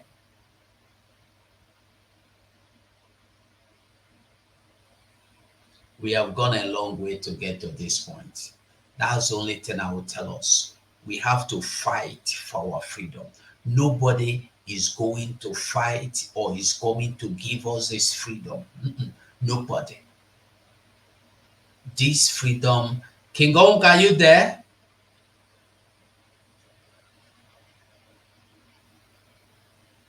ezigbo nwa Chineke nwanne deme o. Okay. I was thinking you were having a problem even. They will. Mba. Eze na-egbu nwanne gị ntakịrị. Ew, so sorry. Ejere m bute ọgwụ. Sorry about it. Ele ka m mere. Deme. Thank God. Thank you so much, my fellow Biafrans. My reason of coming inside the program was because of that Chibweze who was commanding dollar to fall or to crash. That guy was the reason of my coming into this program. No, that guy is one of the people that are deceiving my people in that so-called zoo. Because he will come out and be telling them there is no need to fight for Biafra. All you need is Jesus, and Jesus will make everything good for you. Yeah. There is no need to support the freedom of Biafra. All you need is just to command and command and command, because we live in heaven. We live in heaven and we can speak, because most of them tell their congregation that they have direct number of heaven. They even communicate with Jesus direct. Yeah. So imagine how somebody just being stupid, and many people, many family, many men who are controlling millions of businesses is there listening to that guy, and they are shouting and dancing for him. How can you be controlling? How can you be communicating? How can you be controlling dollar with your mouth? You want dollar to crash. Dollar will crash. He can do that because his office is in heaven. He's operating from his office in heaven. Yes, because he has a room in heaven. He has an apartment in heaven. He even has a phone number to heaven. Hi! So my people, even the same Bible they read still make it very, very clear that my people suffer for lack of knowledge, not lack of money, not lack of education, but my people suffer. My people are perished for lack of knowledge. Wow. Now, what is that knowledge? your ability to reason like a human being, not believing in what somebody else is telling you. Can't those people in that church see that that guy is just nothing but a scam? He's nothing but a deceiver. He is a liar. He doesn't even know God. It's not the only one. It's not the only one. There are many, there are thousands of them, if not millions, roaming the streets, deceiving our people.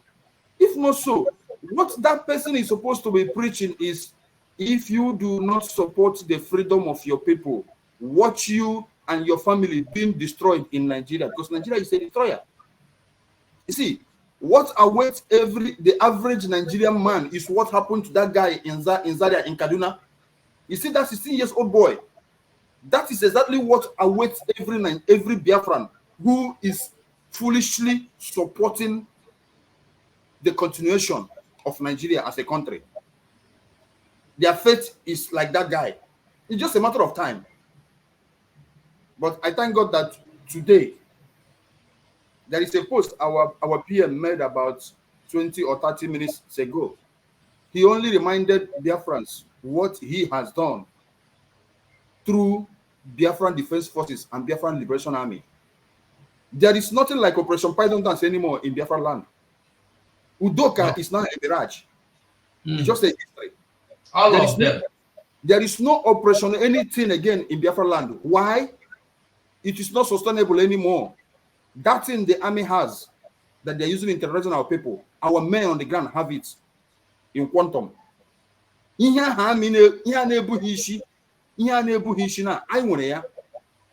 I know by we know the terrain more than them. Because that is the only language. That is the only language the Fulani understands. Flesh to flesh, bone to bone, eye for eye, and blood for blood. The only language the Nigerian army understands is that instrument. They are now running away. There is no more Udoka. There is no more Python. Any person who is a Biafran that is still waiting for miracle money, any person who is a Biafran that is still waiting for a miracle of Jesus from anywhere, anybody who is still a Biafran that is still waiting, there is another thing anywhere that could save him and his family, that person is a joker. There is only one way to pay your tithe in the liberation of Biafra. There is only one way to listen to the gospel, which is a Mazugo, Mazivam Vam Vam, Sonia Parawa, our PM. There is no other place they preach any gospel again apart from these platforms and others.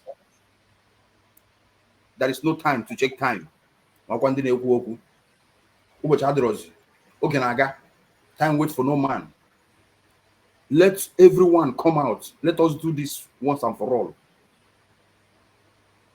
Anybody who you see today that is still attacking our PM, that person is attacking our PM for one thing, because our PM has closed their business center, especially under 100 years, in the DOS. There is one of them that called herself Joy Opana or whatever. I was talking with that one back and forth on X handle. He was asking me to give him 5 reasons why he must support our. He was asking me to give him 5 reasons. Something is happening. Go on. So the lady was asking me to give him 5 reasons why she should support Mazi Simon Ekpa instead of attacking him. I said, if you support Mazi Nnamdi Kanu and you hate Simon Ekpa, that means you are a hypocrite. There is no difference between Mazi Nnamdi Kanu and our Prime Minister, Mazi Simon Ekpa. Do you know why? The same person you said you support, the same person you say you believe in, have already given you a commandment, an order. He said, go and listen to Mazi Simon Ekpa and share his videos. That he is bringing a new dimension into this system. So how can you say you support Mazi Nnamdi Kanu but you hate Simon Ekpa? That means you're a criminal. That means you're a criminal.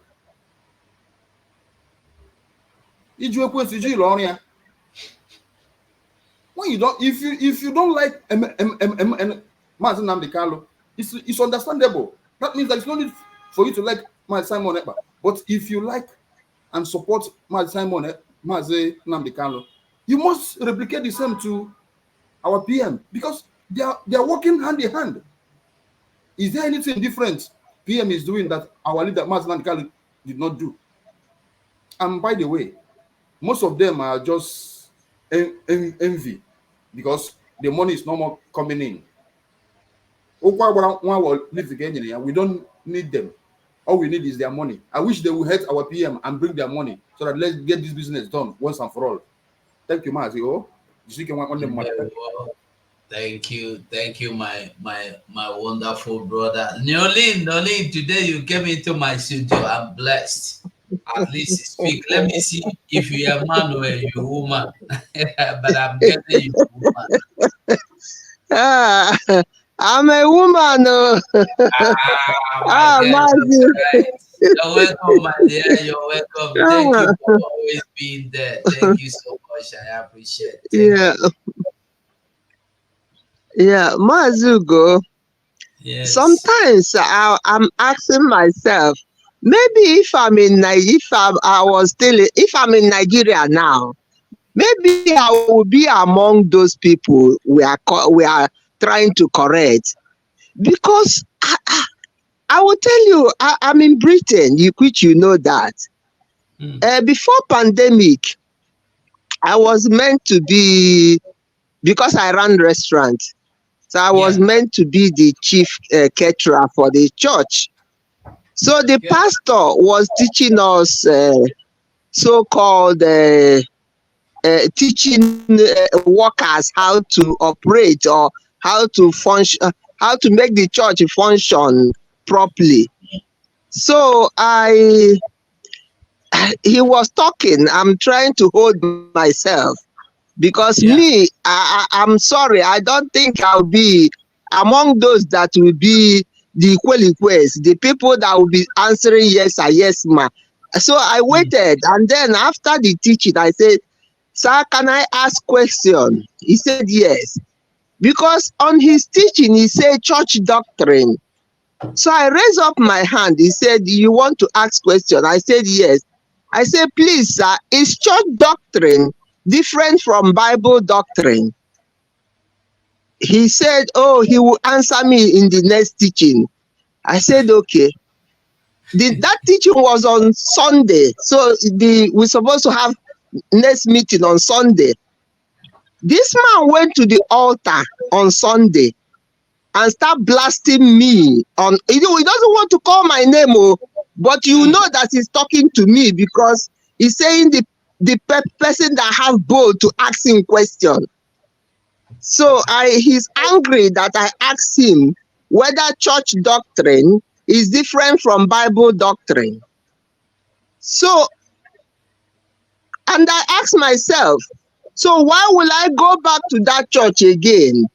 You don't want to answer me whether church doctrine is different from Bible doctrine. And then the fact that those people in that church, it doesn't read the Bible. Sorry for interjecting.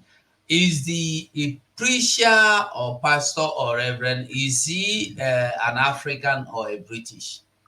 He's a Yoruba man. He's a Niger, he's a Yoruba man. So he went to the altar blasting me why I should ask him question. So thank God for pandemic. Pandemic sent us home. And I said, hallelujah, blessed be to God. From that 2019 up to today, I haven't been to anyone, because I will ask questions. So you see what I mean? Okay, in the year 1970s, we had a maid.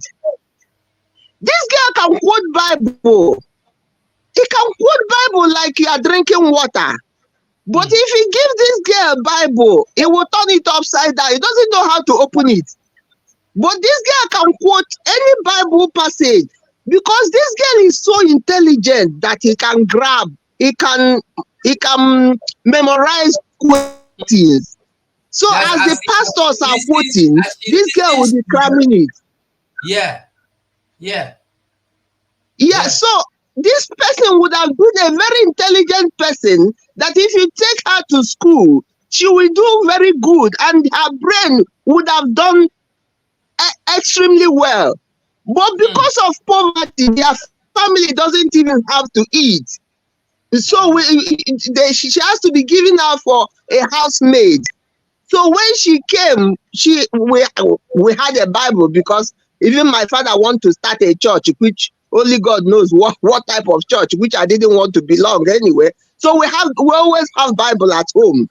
This guy will pick up a Bible, turn it upside down. He doesn't know how to open it, but he can quote anything quotable in the Bible.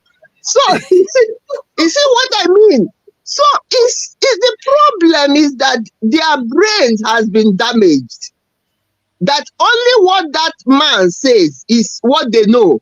They don't know what is written in the Bible. They don't know they don't know even how to open that Bible. But once they go, Daddy, Papa have said, Daddy will say. So that is the problem we are facing. It's not just happening there. Oh. To be honest, it's not just happening in Africa. It's happening even here. I'm not the only person that we are being taught, isn't it? But I was the only person that asked him his church doctrine different from Bible doctrine. So why didn't others ask such questions? Because they are afraid the pastor might even get angry. They are afraid that they will offend their Papa G.O. and Mama G.O.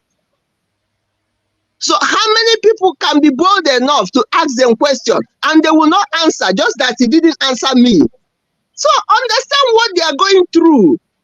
And if they stay at home, their mind will be killing them, or they will be feeling that God will forsake, because they will tell them, if you don't go to church, God will leave you, or God will punish you. So you're always running to church to avoid punishment or something like that. So I'm only saying that I'm begging God to give that this Biafra will come like a light of thunder, so that some people's brain will be corrected back to human being. Some of them are not human anymore. Even if they are walking, they are just there. They are just there. Ozingo, zingo, whatever you say, we go. Thank you very much. Thank you. So the housemaid, what really happened to her finally? Yeah. Can you hear me? Nolin? Okay. Yeah, I can hear you very well. Okay. Yeah, we live with her. We live with her until she... No, what I'm saying, we were living with her. She went to... I can't hear you now. I don't know what happened. We can hear you. We can hear you very well. Can you hear me? Very well. Okay. Yeah, I said we live with her and she went to school. Yeah, but after secondary school, you know, because of, well, my father is a civil servant, he can't afford her going to university. She just got married. You've done her. But she went to primary school. Yeah, she went to primary school, and that's it. But such a person, if somebody would have helped her, her brain is so intelligent that she would have done very well. But because, as I normally say, poverty is a disease. Because they purposely plan it that poverty will keep you in bondage. Yeah. It's part of the strategy of the colonial masters. Exactly what I wanted to say. Exactly. Yeah. That is just part of it. Just make them poor so that they can never challenge you. Make them poor. So exactly. Yeah. While we are busy chasing what to eat, they are busy controlling our destiny and our future. So instead of us to think of what to do, we will only be thinking of what to eat. Just like the protesters in Nigeria, most of them, they are not protesting for a better tomorrow. Exactly. They are protesting for government to recognize them and give them money. They're protesting for hunger. Yeah, they're protesting for money. So if by any means government just drag any of them by the side and said, this is what I'm going to offer you, they will stop immediately. Is that just like what happened in the NSAS or whatever? When they started chasing after palliative, Indomie, rice, and all the rest of them, the protest died. Look at what it means to protest in Bangladesh. The Bangladesh students protested that why should the government give the army special priorities and privileges? What for? Is the army not normal human being?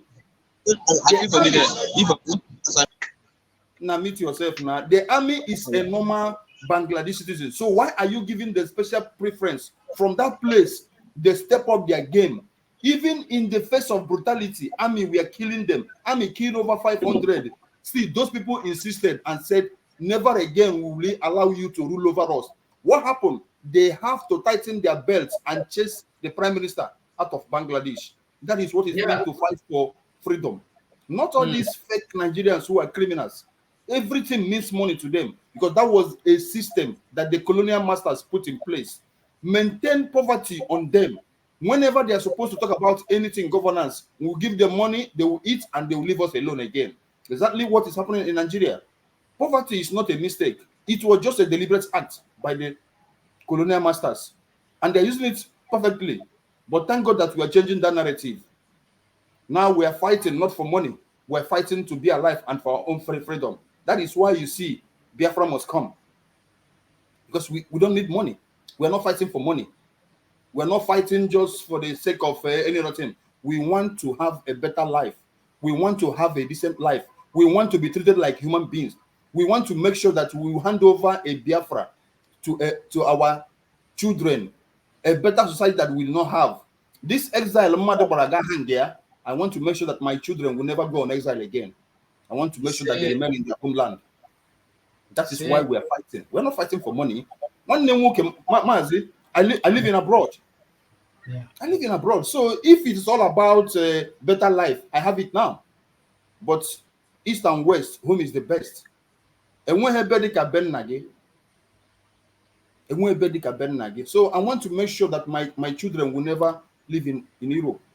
I want them to live and enjoy the benefits of being a citizen of a country. Not all these things MG here. No. Exactly. You see the family that accepted 300,000. Yeah. If you ask me as a person, I would say they are under threat. There's nobody on earth will accept such things.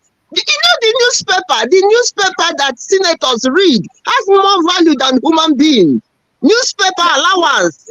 Because you're talking of millions a month or a week or a day. And somebody was able to count 300,000. Do you know how much they pay compensation for cow?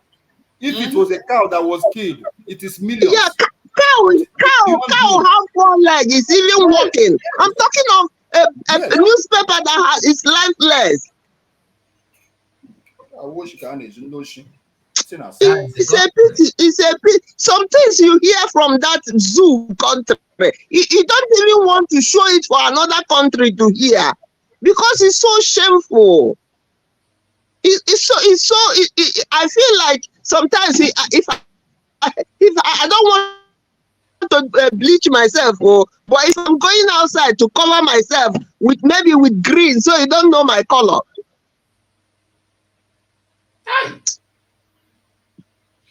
Onwa Ugwa, can you hear me? If you can hear me, unmute yourself. I can hear you, Mazi. Good evening. I muted you because your microphone was making noise. So you have the mic now. Go on. Yeah, I greet everybody, all freedom lovers, and the all true Biafra. I salute you people. All the member of cabinet of Biafra Republic government in exile. I salute you all. And my greatest greeting go to our PM, Mazi Simon Ekman Joko, and the Mazi Nnamdi Kanu. It's so painful when you hear some kind of things that happen to this country called Nigeria. I'm in Lagos. I'm living in Lagos. But the things we see here, it cost me tears. Why? Only what I want to contribute is that You people are doing much well. May Almighty God, continue to bless and protect you people and give you people more energy and wisdom so that we can fight this fight finish and we come to win. So please, anytime you people are doing donation, fundraising, let me in so that I can contribute my quota. But for Lagos here, I never know how, whether you people don't make any arrangement, how we Biafran, through Biafran, we organize ourselves so that we be meeting, know how to help and how to support until Biafra will be declared by December 2nd officially. So we, all of us, can move forward. Thank you, brother.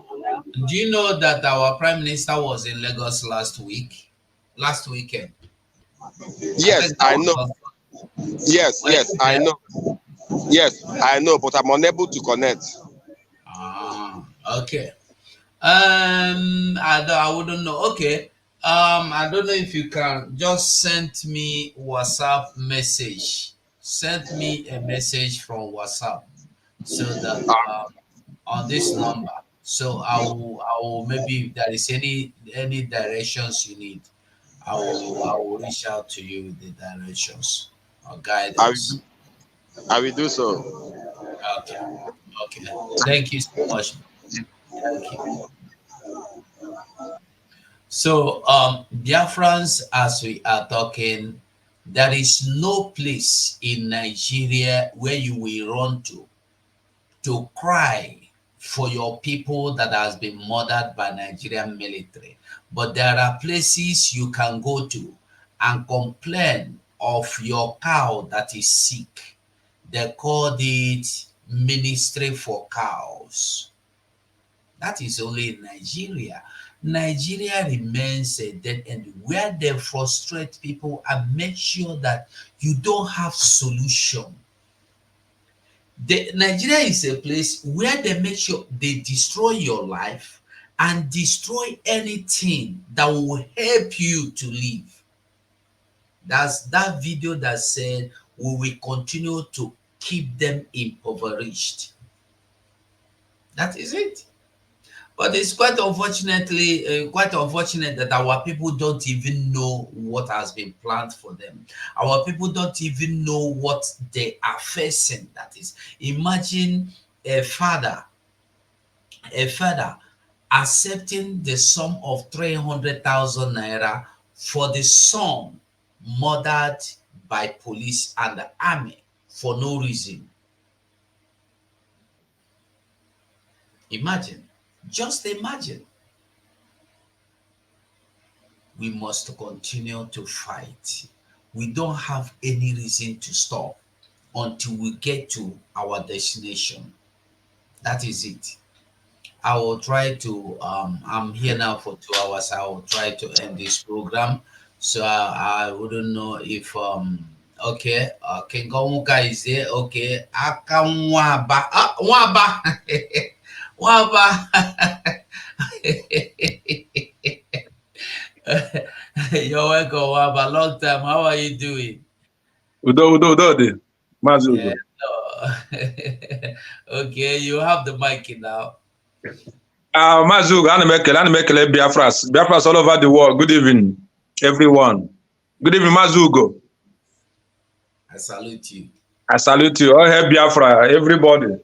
Mazu Ugo, I greet our Prime Minister, Mazi Simon Ekpa, Mininari Ugo.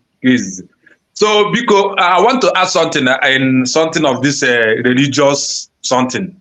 You know, like today, this program is like because of what happened today is why you are doing this program. You know, we are in the bus because there is a rain. One of our friends just bring his motor to come and pick us. They start talking about all these pastors.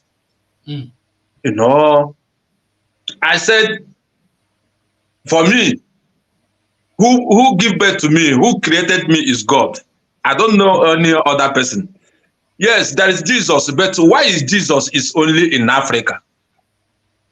Because they were telling me that who don't know Jesus cannot make heaven. And I ask a question, what of Muslims? I don't know going to heaven. And these people, Chinese people, and all these Israeli who believe in Judaism. So they say anybody. I said, but those people don't know Jesus now. They don't preach in Jesus. So let me cut it short. They start blasting me, killing me. I said, this is the problem we have in Africa, is this religion. And with this Jesus, everybody's carrying the head. Why we are living here in Europe, no day you will see any white man that carry Bible going in the street preaching. Have you seen it before? I asked them. They say, no, you don't do it. I said, who brings Jesus? Jesus is a white man. They paint it as white. Who told you that Jesus is a white man? Eh? How do you know that Jesus is a white man? I don't know. I said that they paint it as a white man. They are the one that is reading it. I said that I am a child of God. My name is referring to God. So I can't see the reason why it can't be Pope. It can't be Catholic more than Pope. So the country I live in now is a Pope country. I have never seen them one day going in the street talking about their brother. But we Africa, we want to die because of it. I said, this is a business. And if it's because of this is a way to stop money from Africa, to destroy Africa, like our sister said. That's why people that, all these pastors, they are Yahoo boys.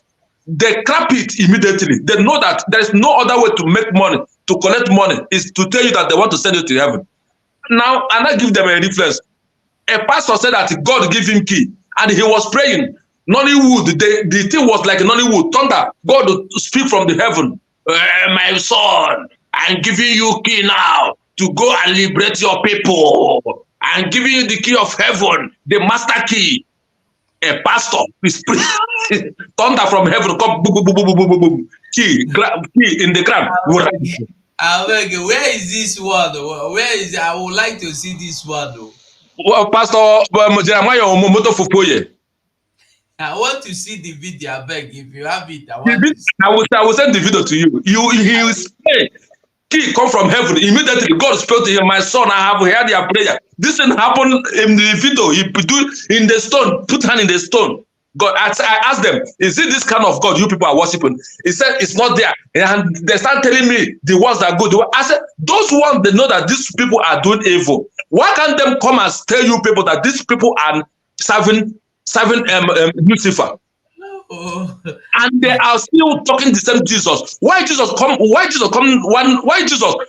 out one day? And he said that these people are not working in my name. Jesus, keep quiet and listening to these people. They are using Jesus every day and killing people. Church, every street. If you go Biafra land, so-called Nigeria, every place is church. So to cut it short, my brother, this religious something have taken many people to many other ways.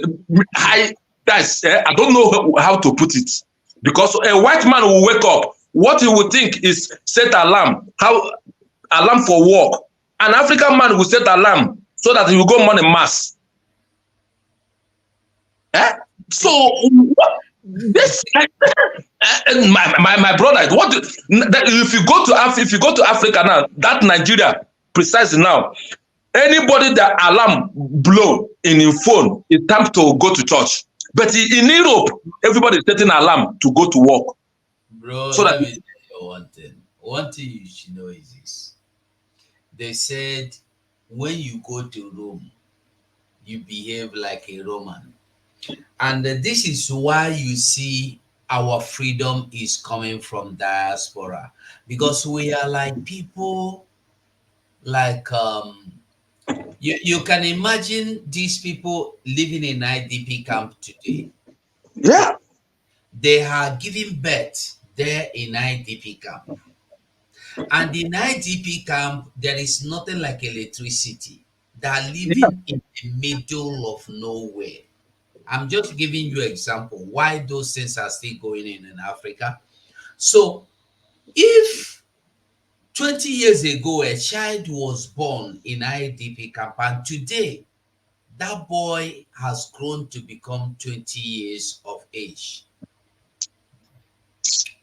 Do you think if you carry this telephone now and go there and give it to the boy will ask you, do you think he will not ask you what that thing is?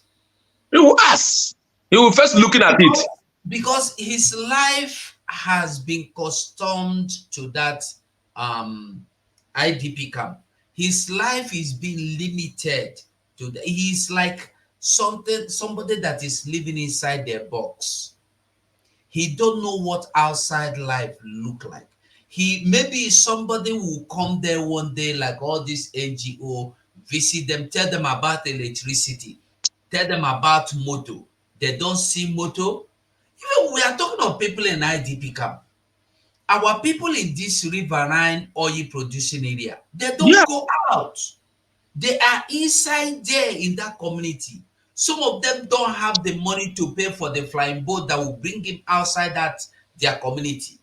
So they live and die there. They don't have electricity. They don't know what it is to have electricity. They don't have school. They don't have hospital. They live and die there. No, hold on.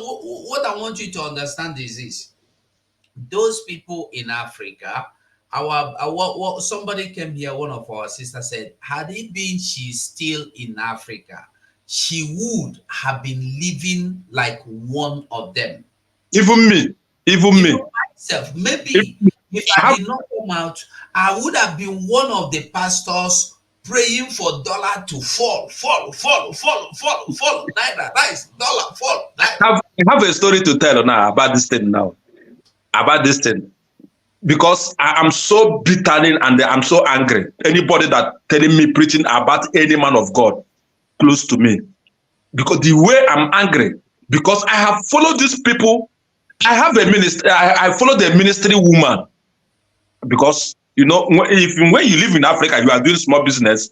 If you crocro do you, or if you come market today, they didn't say, he say your neighbor don't do you something, they don't pass your shop in the midnight. So you need to go and meet your spiritual dad or spiritual mommy. So I have a spiritual mommy. This woman, Mommy G.O., I am the one that after offering, I'm the one that used to carry offering. When you are going to church, you be a member of ministry. After offering, you will be the one to carry offering boss and go and arrange the money. You know that you have go close. You are not. This woman, this our Mama G.O., I have to mention her name because that woman, my business was that time building materials. This woman was building a four-story building. And when she came to market, she will buy something from me and pay. And sometimes she'll come, one time she come and buy something in a big way, tell me that I should supply goods and she will pay me, give me date, 2 weeks time. I said, okay. Do you know from that 2 weeks time, that woman don't allow me again to come close to money. Do you know how I will suffer to enter office after church, after Ibrakatebra, to give me the money? Got into 2 months, 3 months. Do you know how she start paying me? Giving me 2,000. This is the woman that pray for me to be prosper and I will go to China. She have prophesied to me that I will be an importer. This is the woman that prophesied to me that I will go to China. I'm not telling you for other people. I'm telling you what's happened to me. So what made me get angry? Any place I hear any man of God.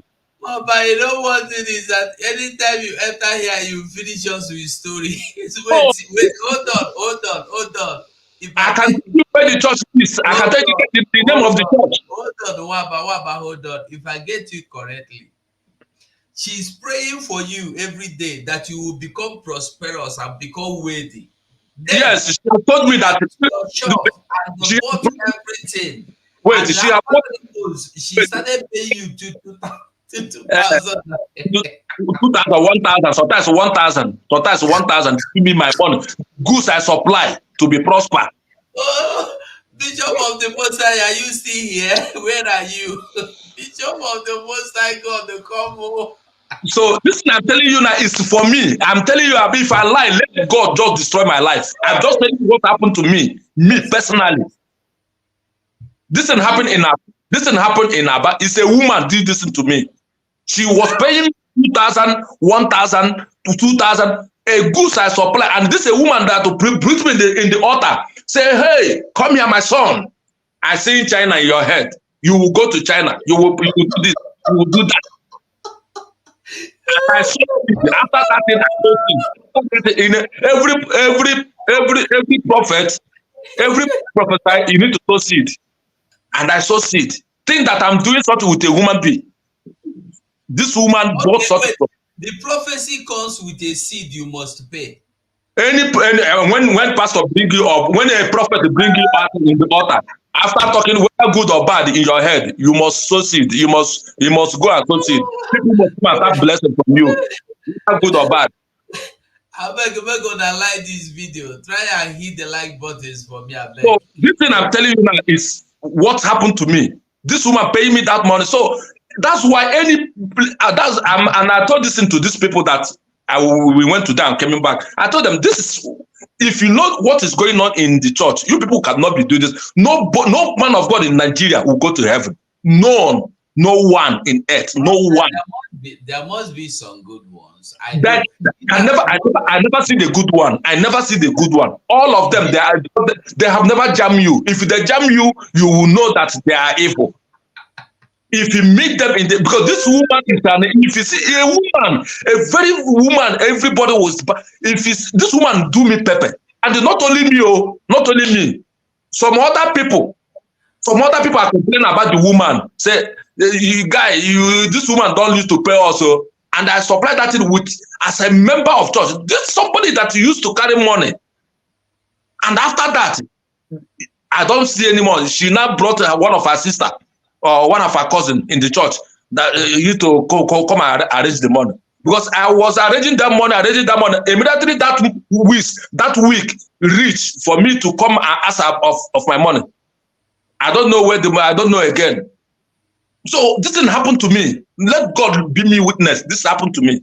Pay me 1,200. I'm not surprised. Your story is not one of this kind because we have seen so many stories like this. We've seen a boy that was singing and playing in the church, and then somebody volunteered, or an organization volunteered to marry for the boy, organize a big wedding. They gave the boy a good sum of the money so that the boy, after the marriage, he will start life as a musician. The pastor hijacked the whole money and never give the boy sissy. Instead, pushed the boy out of the church, even collected the boy's wife to be. That marriage never happened. So that is not the first time we hear that. Is because there is a day I was listening this man called Daddy Freeze. One lady was sharing her own story, similar to my own. The lady said, want to buy land. Pastor and the wife told the lady to bring the money in the church. Let them pray. That land, let them pray against the land. And the pastor eat the money and tell the lady that the money, they put it in the business. The girl start talk. This didn't happen. This lady was, and that pastor is a funke. That woman used to talk about funke or what? Something funke. That happened in Ileki. So all these things, that's why I said none of them. Because of he never go close to them. Because this lady said that she trusts these people to the last.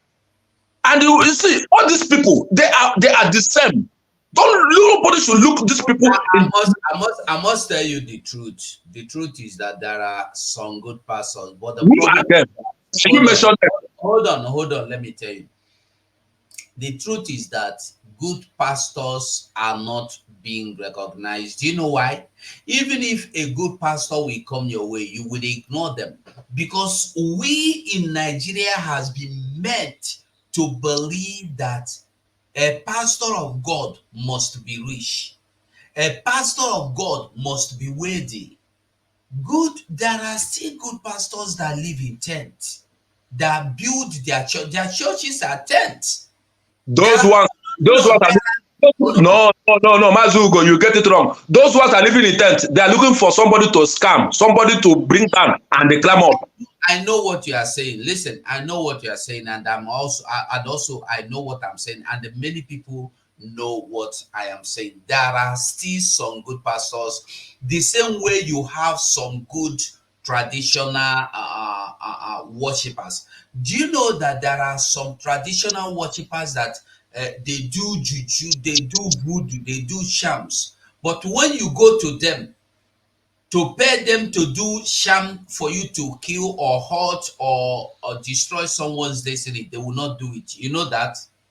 But I prefer those juju people Hold on. than I pastors. want you to get, hold on. I want you to get something. You know that there are people like that. Yes, But I know.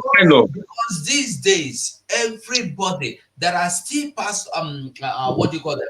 These traditional healers or medicine men that if you go to them to do sham to become worthy, they will advise you not to try it, that it is not good. They will not do it for you. Not that they don't know how to do it, but they will not do it for you. And there are some that if you go there, they will welcome you, grab you in. That is the same way we still have in the kingdom of God, Christendom today. We have good ones, but they are like a good wife is hard to find. That is the same way a good man of God is still hard to find. As for whether there are good ones, there are good ones. And I want us to know one thing. When we are talking about pastor, men of God, nobody is different. Why we are having, that is why I want to open another platform. I'm thinking I should be using the other platform for this kind of messages. Because God, if you read Bible, now I'm exceeding 2 hours and 30 minutes. If you read Bible very well, you will understand that throughout the Bible, what God requires is just a place of worship. And nobody owns a place of worship. Go and read the Bible. But Yeah. today, everybody wants to own his and her own place of worship. Now, in the olden days, in the Bible days, what happens is if you come to church, there is a Bible in the church, or you come with your own Bible, you go there to the pulpit. During the time of prayer, anybody can give message. And in the olden days, in the Bible days, we have what we call teachers, we have prophets, we have interpreters, we have healers. There are people God blessed with diverse blessings. There are some that when they lay hands on you and pray for you, you will be healed. There are some that when they teach you, you will understand. There are some that they will explain to you. We don't know the difference between teaching and preaching. But today, we see a man, he is a healer, he is conducting deliverance, he is preaching, he is teaching, he is prophesying, he is interpreting one person, but God gave you only one out of all. If you, I was talking with somebody this morning, and I was calling out pastors for him. For instance, Pastor Suleiman. Pastor Suleiman is a teacher in the gospel. He's a teacher. He's not a prophet. Forget, he may tell you he's a prophet. He is not using voodoo. He might lie to you. He might deceive you, but he don't use voodoo. He don't use charms. He is a teacher. No matter how bad he may be, whenever he speaks, you learn from what he teaches you. Then when you go to somebody like Jeremiah or Motu Tufuyi, the only thing I found in him, he helped people sometimes. That's the only good thing I see in him. So no. Collected from Peter, give Paul. Hold on. He give out. He give out. Let's be sincere. I've seen him many times giving out money to people. And there are so many of them like that.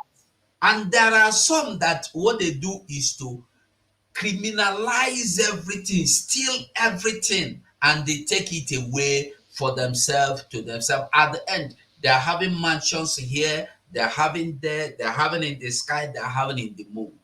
That is not the essence of Christianity. The truth is that the one thing, only one thing, is the reason why Jesus Christ came on earth, for salvation. And if you want to interpret salvation, salvation is freedom. Freedom from anything that is oppressing you. If anything is sin is oppressor, politicians of African politicians are oppressor. Nigeria, Britain are oppressors. So when you want to count why Jesus Christ came here, and you are not seeing it that these things are the reason why he came, that you might be free from people like Nigerian Nigerian, what do you call them, politicians and the fake pastors, because they are there to oppress you, blindfold you, cover you from seeing the truth. Can I ask you one question? Can I ask you one question? Ask me. Please, so I want to ask, if Jesus come and die for us, is it only Africa Jesus come for, or the whole world? I want to know, because Jesus, according to Bible, Jesus came for the whole world. He never came for only Africa. So why? Hold on. I want you to know one thing. Before the British brought religion to us, Africa, we know God. We know God. You know, the problem our people have is that we don't read books. We don't read histories, and nowadays those histories are being made to be scarce. There are this story I read, one piece of paper, old, when you see ancient paper, you will know. I read it in one, I don't know how I found that book when I was in Abuja. And the story tells that there were an ancient person in Biafra land, that the people were dying. The people of his community were dying. They were dying because there is something, abomination or a sacrilege. So at a point, the gods of the land said that for that to stop, somebody will have to pay a sacrifice, a human sacrifice, and that person will be hanged on a tree. So nobody wanted to do this, but a man sacrificed himself and was hanged on the tree. So when the Britain came, this is what I read. When they came, the first son to this man, when they met him, they were telling him about the man hanged on a tree for the salvation of the whole world. The boy took it to be his father and embraced their religion. That was how Christianity come to their community. That is what I read. I'm not telling you it's true. So don't quote me wrong and don't quote me anywhere. It's what I read from a book. So that is it. My people, King Ong, are you there? I have to go. We have to go. We have overstayed. I want about each time he enters here, he will drag you and drag you and drag you. That is by the way. Are you there? There, man. I'm here. And them one them. Let's continue, my brother. Okay. Okay. Thank you so much, brother. Thank you. Thank you So much. So Biafrans, we must continue. We no get choice. Like we treated earlier today, we see Nigerian military contradict police and admit the use of live ammunition. Our Prime Minister, Biafra Republic Government in Exile boasts of 4 major steps that have been accomplished, 70%. And then we see the story of the father of a 16-year-old boy that was shot dead by Nigerian Army being compensated with a sum of 300,000 naira. And when you go, this is on Daily Trust newspaper. When you Daily Times, I believe, Daily Times. Oh no, Sahara Reporters newspaper. If you read on, they made it clear in the paper that the money was paid in exchange for the boy's life. So Nigeria has come to the point where life worth just 300,000 naira, $180 life, human life worth just. May God have mercy on us. I will stop this program here. We'll see next time. And I will say bye for now. Referendum, yes. Referendum, now. Referendum today is the only solution. Referendum, yes. Referendum today is the only consolation. We shall never forget. I will never forget. I will never forget what we did to Biafra. Referendum, only referendum. Referendum today is the only consolation. I said I will never forget. We shall never forget. We shall never forget what Nigeria did to Biafra. Referendum, only referendum. Referendum today is the only solution. 96, 270, they came together and keep their price in millions. Referendum, only referendum. Referendum today is the only solution. I said 97 to 1970, they support Nigeria to keep their price in millions. Referendum, only referendum. Referendum today is the only solution. Referendum, referendum today is the only consolation. I say we shall never forget. We shall never forget. We shall never forget our generation. Will never forget. Referendum, only referendum. 97 to 1970, they came together and keep their price in millions. Referendum, referendum. Referendum today is the only consolation. I said before 60s, they've been killing their price. Today, at the say stop. Referendum, referendum. Referendum today is the only solution. I said we shall never forget. We shall never forget. We shall never forget what we did to Biafra. We shall never forget. We shall never forget. We shall never forget. Our generation will never forget. We shall never forget. We shall never forget. We shall never forget what Nigeria did to Biafra. We shall never forget. We shall never forget. We shall never forget. Our generation should never forget. 97 to 1970, they came together.